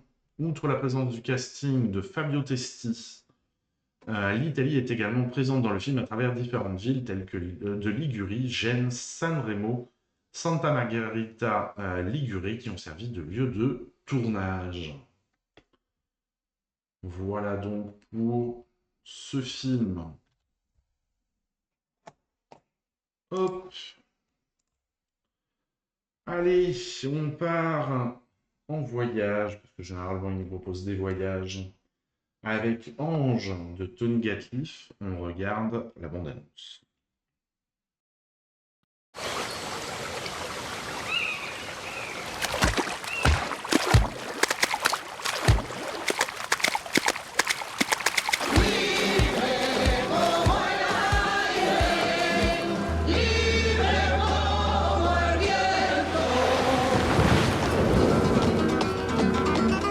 Tu cherches quoi? Le contretemps. Dans la musique gitane, le contretemps, c'est comme quelqu'un qui se lève quand tout le monde reste à genoux.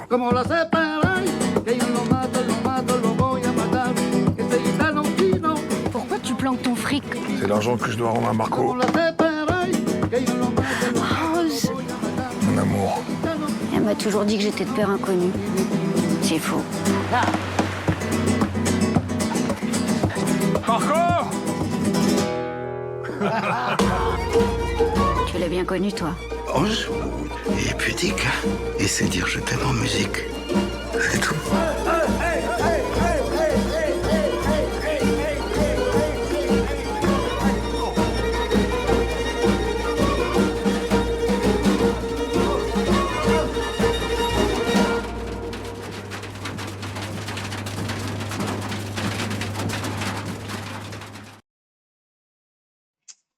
Voilà. Zblouf. Zblouf. Et moi, je réponds Zblaf. Voilà. Ah, mais Tony Gatliff, c'est toujours un plaisir de découvrir ces films. Ça faisait un moment qu'il n'avait pas fait de film. Hein. Enfin, son précédent film. Tony Gatliff. Je crois que son précédent, c'était Jam. Ah non, il y a eu Tom Medina. C'est vrai. Et son précédent, c'était... vous voyez rien en même temps. Jam, celui-ci, j'avais adoré ce film. Avec Daphné Patakia qui a réussi à percer, qui venait du monde de la danse. C'était son premier film. Et depuis, on l'a vu dans quoi, 3-4 films, il me semble. Et elle est de mieux en mieux dans ses films. Et entre-temps, il avait fait Tom Medina, et celui-ci, dis donc, je me rappelle même pas. Tu vois, enfin, c'est maintenant que je le vois, je me rappelle, mais je me rappelais pas qu'il avait réalisé ce film. Et qui était chouette aussi. Date de sortie, mais aujourd'hui. Pour Ange, c'est aujourd'hui. Je fais toujours les émissions le mercredi, puisque c'est le jour de sortie le jour de sortie des films, pardon. Alors, t'as beaucoup de cinéma, moi, comme là où je travaille, où on le prend en seconde semaine parce que les demandes sur la première semaine sont beaucoup trop exigeantes, les distributeurs. Donc tu vas le trouver quasiment partout à partir de la semaine prochaine et dans pas mal de cinémas déjà à partir d'aujourd'hui. Allez, on continue notre exploration. Là, j'ai moins d'anecdotes après sur les films. Je crois que sur Stranger Eyes, j'en ai. Après, les autres, j'ai plus trop de... On va au moins regarder les bandes annonces. Stranger Eyes, on part en Corée, Japon. Je sais plus. On part à Singapour. Voilà, alors pas du tout. Hein, le mec qui est pas... Singapour, on regarde la bande annonce.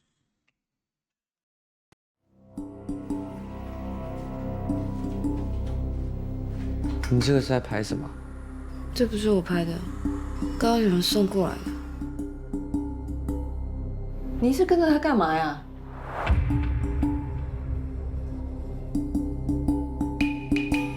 关灯。我只想要找到小波。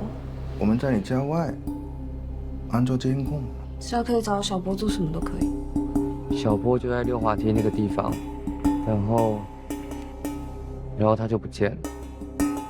你真的相信是他拐走小波的？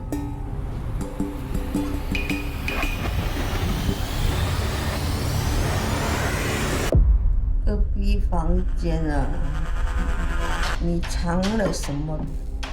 你有看到你喜欢的吗？我跟你走。你只要一直盯着一个人，一直盯着他。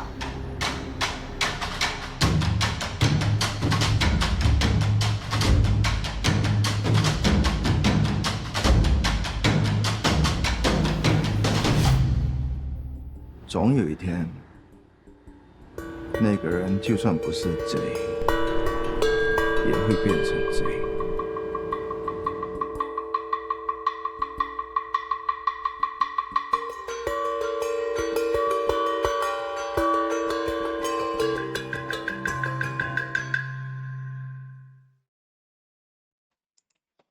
Et redodo. Alors, qu'est-ce qu'on nous dit sur ce film?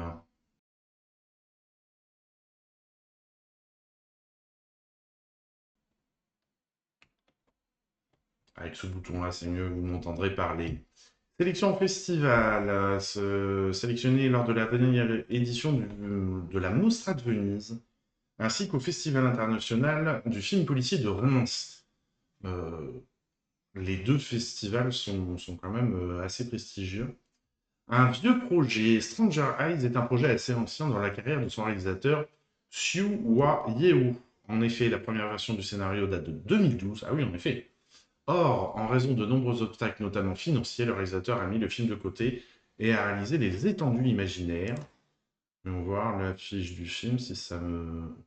Ça change ou ça change pas? Allô? Oui, merci. Oh oui, il était chouette celui-là. Il n'y a que des films chouettes. Ils font référence qu'à des beaux films. Mais effectivement, il était très intéressant ce film. Ça se passe à Singapour et comment les Singapour utilisent des migrants pour faire avancer la ville sur la mer. Il était vraiment, vraiment intéressant comme film. Et comment c'était de l'esclavage en gros. Pour lequel il a reçu le Léopard d'Or au festival de Locarno. À la suite de ce sacre, Siu Hwa-Yeo a procédé à des réécritures importantes de son scénario. Habitudes quotidiennes, Stranger Eyes étant un film sur la notion de surveillance. Le réalisateur s'est surtout inspiré de son quotidien à Singapour, ville d'État très densément peuplée dans laquelle regarder ses voisins par la fenêtre de son appartement s'impose de manière naturelle à tout un chacun. Ainsi, le cinéaste assure connaître toutes les habitudes à la minute près de son voisinage. Règle de 3, comme c'était le cas dans son film Les Étendues imaginaires, le réalisateur a construit Stranger Eyes sous la forme d'un triptyque présent, passé, futur. Retrouvailles. Avec ce film, Siu Hwa-Yeo retrouve le directeur de la photographie Hideo Urata, qui avait déjà signé l'image des Étendues imaginaires. C'est une belle image sur le premier film, il n'y a pas de raison que ce ne le soit pas sur le second. Stranger Eyes est un film à la dimension très internationale puisqu'il s'agit d'une coproduction entre 4 pays. Taïwan, Singapour, France, États-Unis. Le casting regroupe des acteurs venus de Taïwan et de Singapour et plusieurs langues, anglais, mandarin et minnan. Une longue tradition cinématographique. Avec Stranger Eyes, Siu Hwa-Yeo a rejoint une longue lignée de films dans lesquels il est question de personnages observés et surveillés à l'image de Fenêtre sur cour d'Alfred Hitchcock, Conversation secrète de Francis Ford Coppola, Blowout de Brian De Palma, ou encore La vie des autres de Florian Henkel von Donnersmarck. Partir pour mieux revenir. Siu Hwa-Yeo a été étudiant en école de cinéma avant de se laisser tenter par des études de philosophie. C'est au cours de ces années-là qu'il a réfléchi aux questions d'identité et de subjectivité. Des thèmes qu'il a ensuite choisi d'approfondir en revenant au cinéma. Dans son approche artistique, le cinéma et la philosophie sont intrinsèquement liés. Alors pas obligatoirement, mais effectivement, moi je trouve que ça rend les films plus intéressants. Leitmotiv. Une chanson est utilisée à plusieurs reprises dans le film. Il s'agit d'Endless Love de Tsai Chin, un morceau iconique de la musique pop chinoise qui a profondément marqué le cinéaste au cours de son enfance et dont il voulait explorer le caractère intemporel et intergénérationnel. Voilà donc pour ce film. Monsieur Gold, bonjour, j'espère que tu vas bien. Allez, si on passe au film suivant. Moi, je sens pas. Il a fait très chaud toute la journée. On finit l'après-midi sur de l'orage. Donc ça fait baisser un petit peu la température, mais je sais pas, j'entends plus tonner. Donc j'espère que l'orage n'est pas déjà passé et puis que ça a plu que 2 minutes et demie, quoi, tu vois, parce que ça va pas refroidir l'atmosphère demain, bien au contraire. C'est ça qui me fait un peu peur. Mais bon, de toute façon, on n'en a pas le choix. Sous hypnose, hilarant et acide, nous dit-on, on regarde la bande-annonce.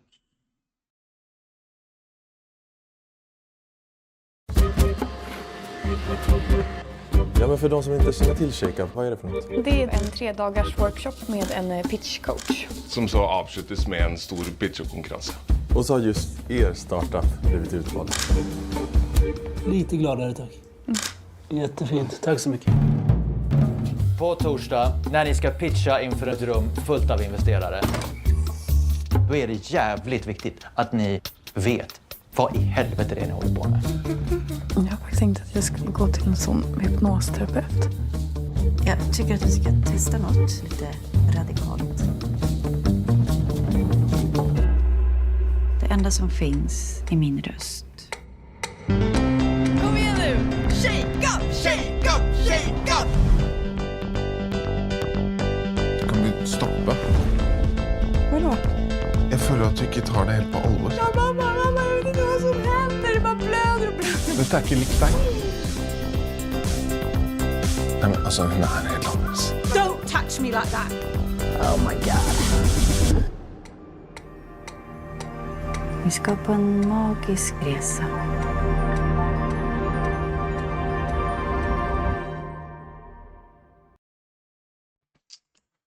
Voilà pour ce film. J'avoue que celui-ci, je l'ai vu, moyennement accroché. J'ai bien compris l'idée du pas de côté pour voir la vie différemment, profiter de la vie. Ne pas louper des occasions, tout ça. J'ai eu du mal à rentrer dedans. Je suis resté un peu sur ma faim avec ce film. Donc voilà, je suis vraiment limite sur ce film. Allez, on passe au film suivant. Ça marchera jamais. Mais si, j'ai compris. C'est pas simple, mais j'ai compris. Mais quoi, c'est pas simple, c'est tout.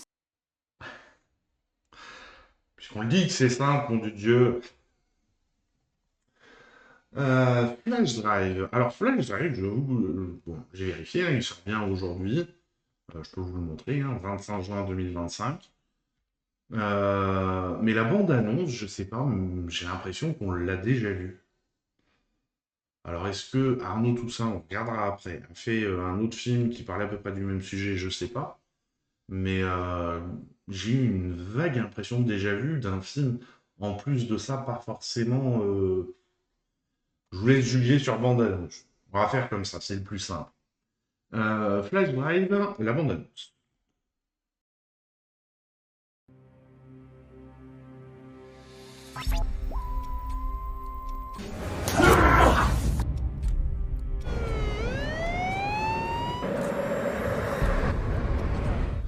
Al nome del Padre, del Figlio e del Spirito Santo ti do l'assoluzione.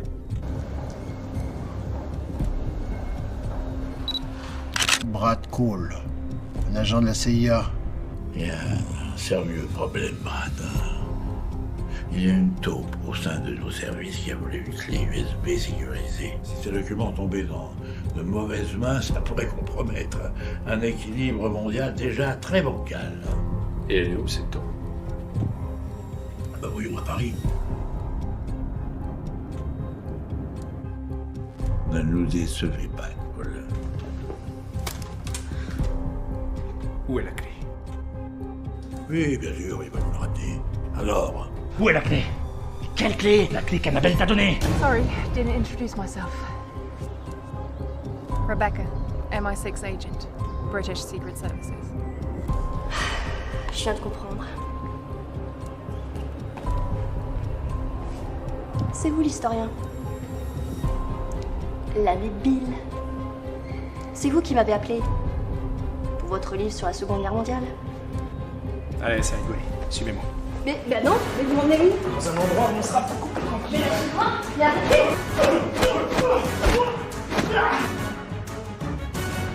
Si je l'ai choisi, c'est que c'est le meilleur. Il a été formé dans des conditions extrêmes. Mais c'est une machine de guerre. Et il va nous faire un bon boulot. C'est quoi ça? Une poésie? Une petite mise en garde. Vous seriez très surpris de ce que vous allez découvrir sur cette clé. Tu ne fais pas les choses pour lui. Tu ne le fais pas pour nous. Tu le fais pour notre pays. Et tu as des nouvelles de GG? Il est mort. Alors si tu m'aimes vraiment comme tu dis, libère-le. Ne m'obligez pas à vous abattre comme un lapin. Il faut des renforts, maintenant. Non mais ça va pas, non? Faites revenir les unités. Qu'est-ce qu'on fait? Pomailler.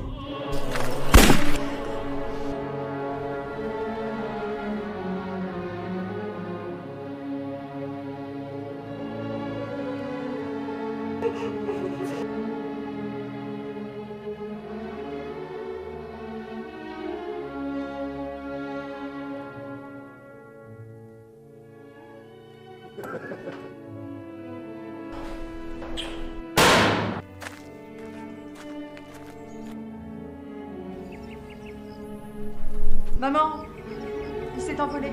Il est parti déjà? 正好屁股可惜了。Amusez-vous bien, Monsieur Cole. Et moi, j'ai dit que c'est une mauvaise chose. Pour nous, pour la CIA, c'est une mauvaise chose pour tout le monde.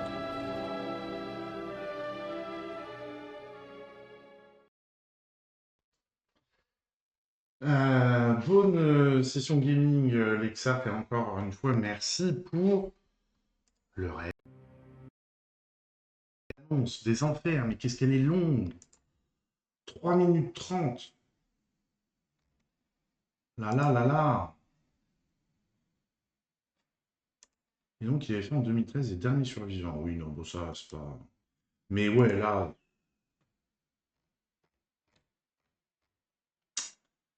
Voilà, donc ça, je pense pas que vous allez le voir dans beaucoup de cinéma. On va pas se mentir. À moins d'être payé. Et encore. Allez, on passe à l'avant-dernière sortie de cette semaine du 25 juin. My Stolen Planet, documentaire, il me semble, dont on regarde la bande-annonce.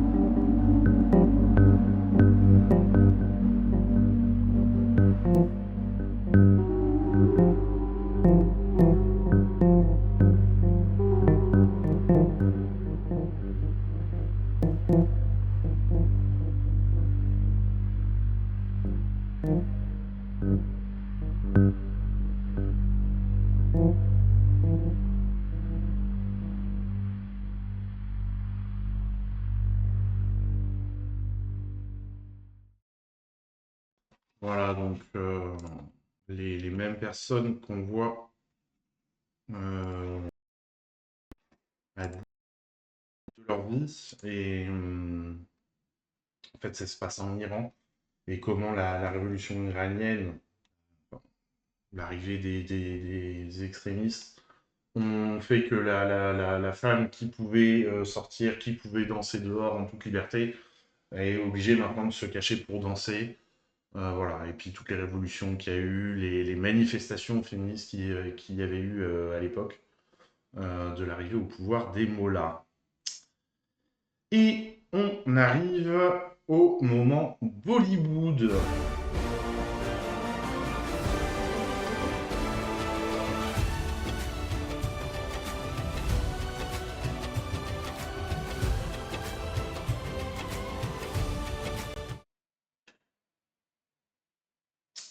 Avec ce soir un seul Bollywood, Canapa.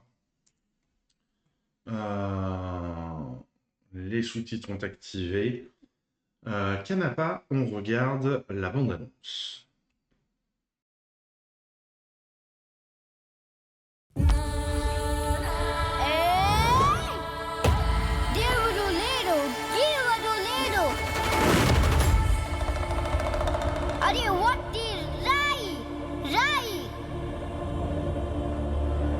వాయులింగం కోసం తిన్నడిని ఆడి గూడాన్ని అడవిని నాశనం చేసి వాయులింగాన్ని తెచ్చుకుంటా.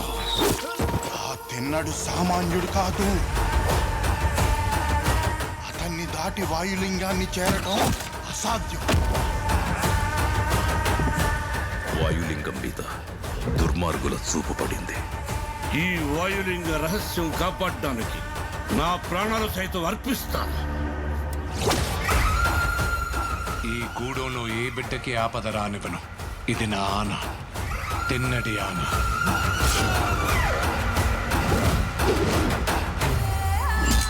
శివుణ్ణి రాయ్ అంటావా? రాయిని రాయనక ఏమంటారు నెమలరాని? వినపడని వాడికి విన్నపాలెందుకు, వీళ్ళకి దండాలెందుకు? దేవతని ధిక్కరించేవాడికి, పెద్దల మాటకు విలువ ఇవ్వనోడికి ఈ కూడెంలో చోటు లేదు.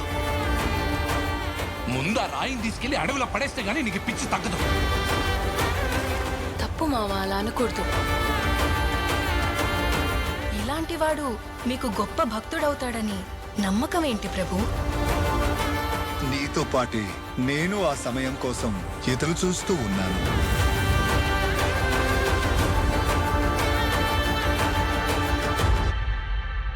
రుద్రా,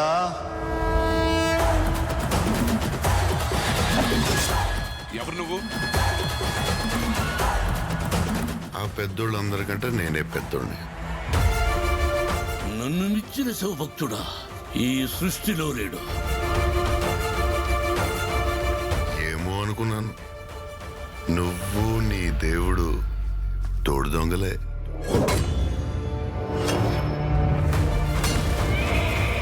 శివయ్య అని మనసారా పిలు.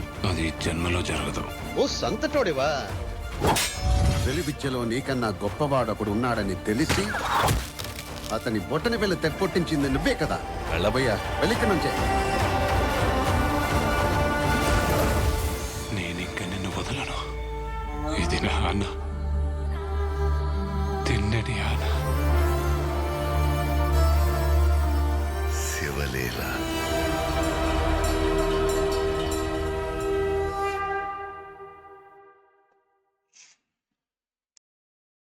Film d'aventure pour finir cette émission.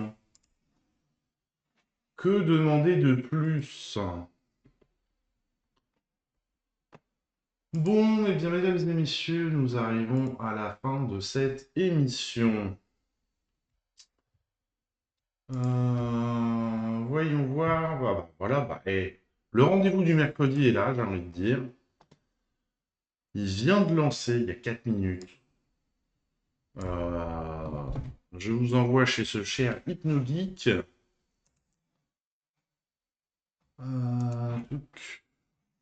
Parce que j'ai envie de savoir la suite de l'aventure de la table enchantée,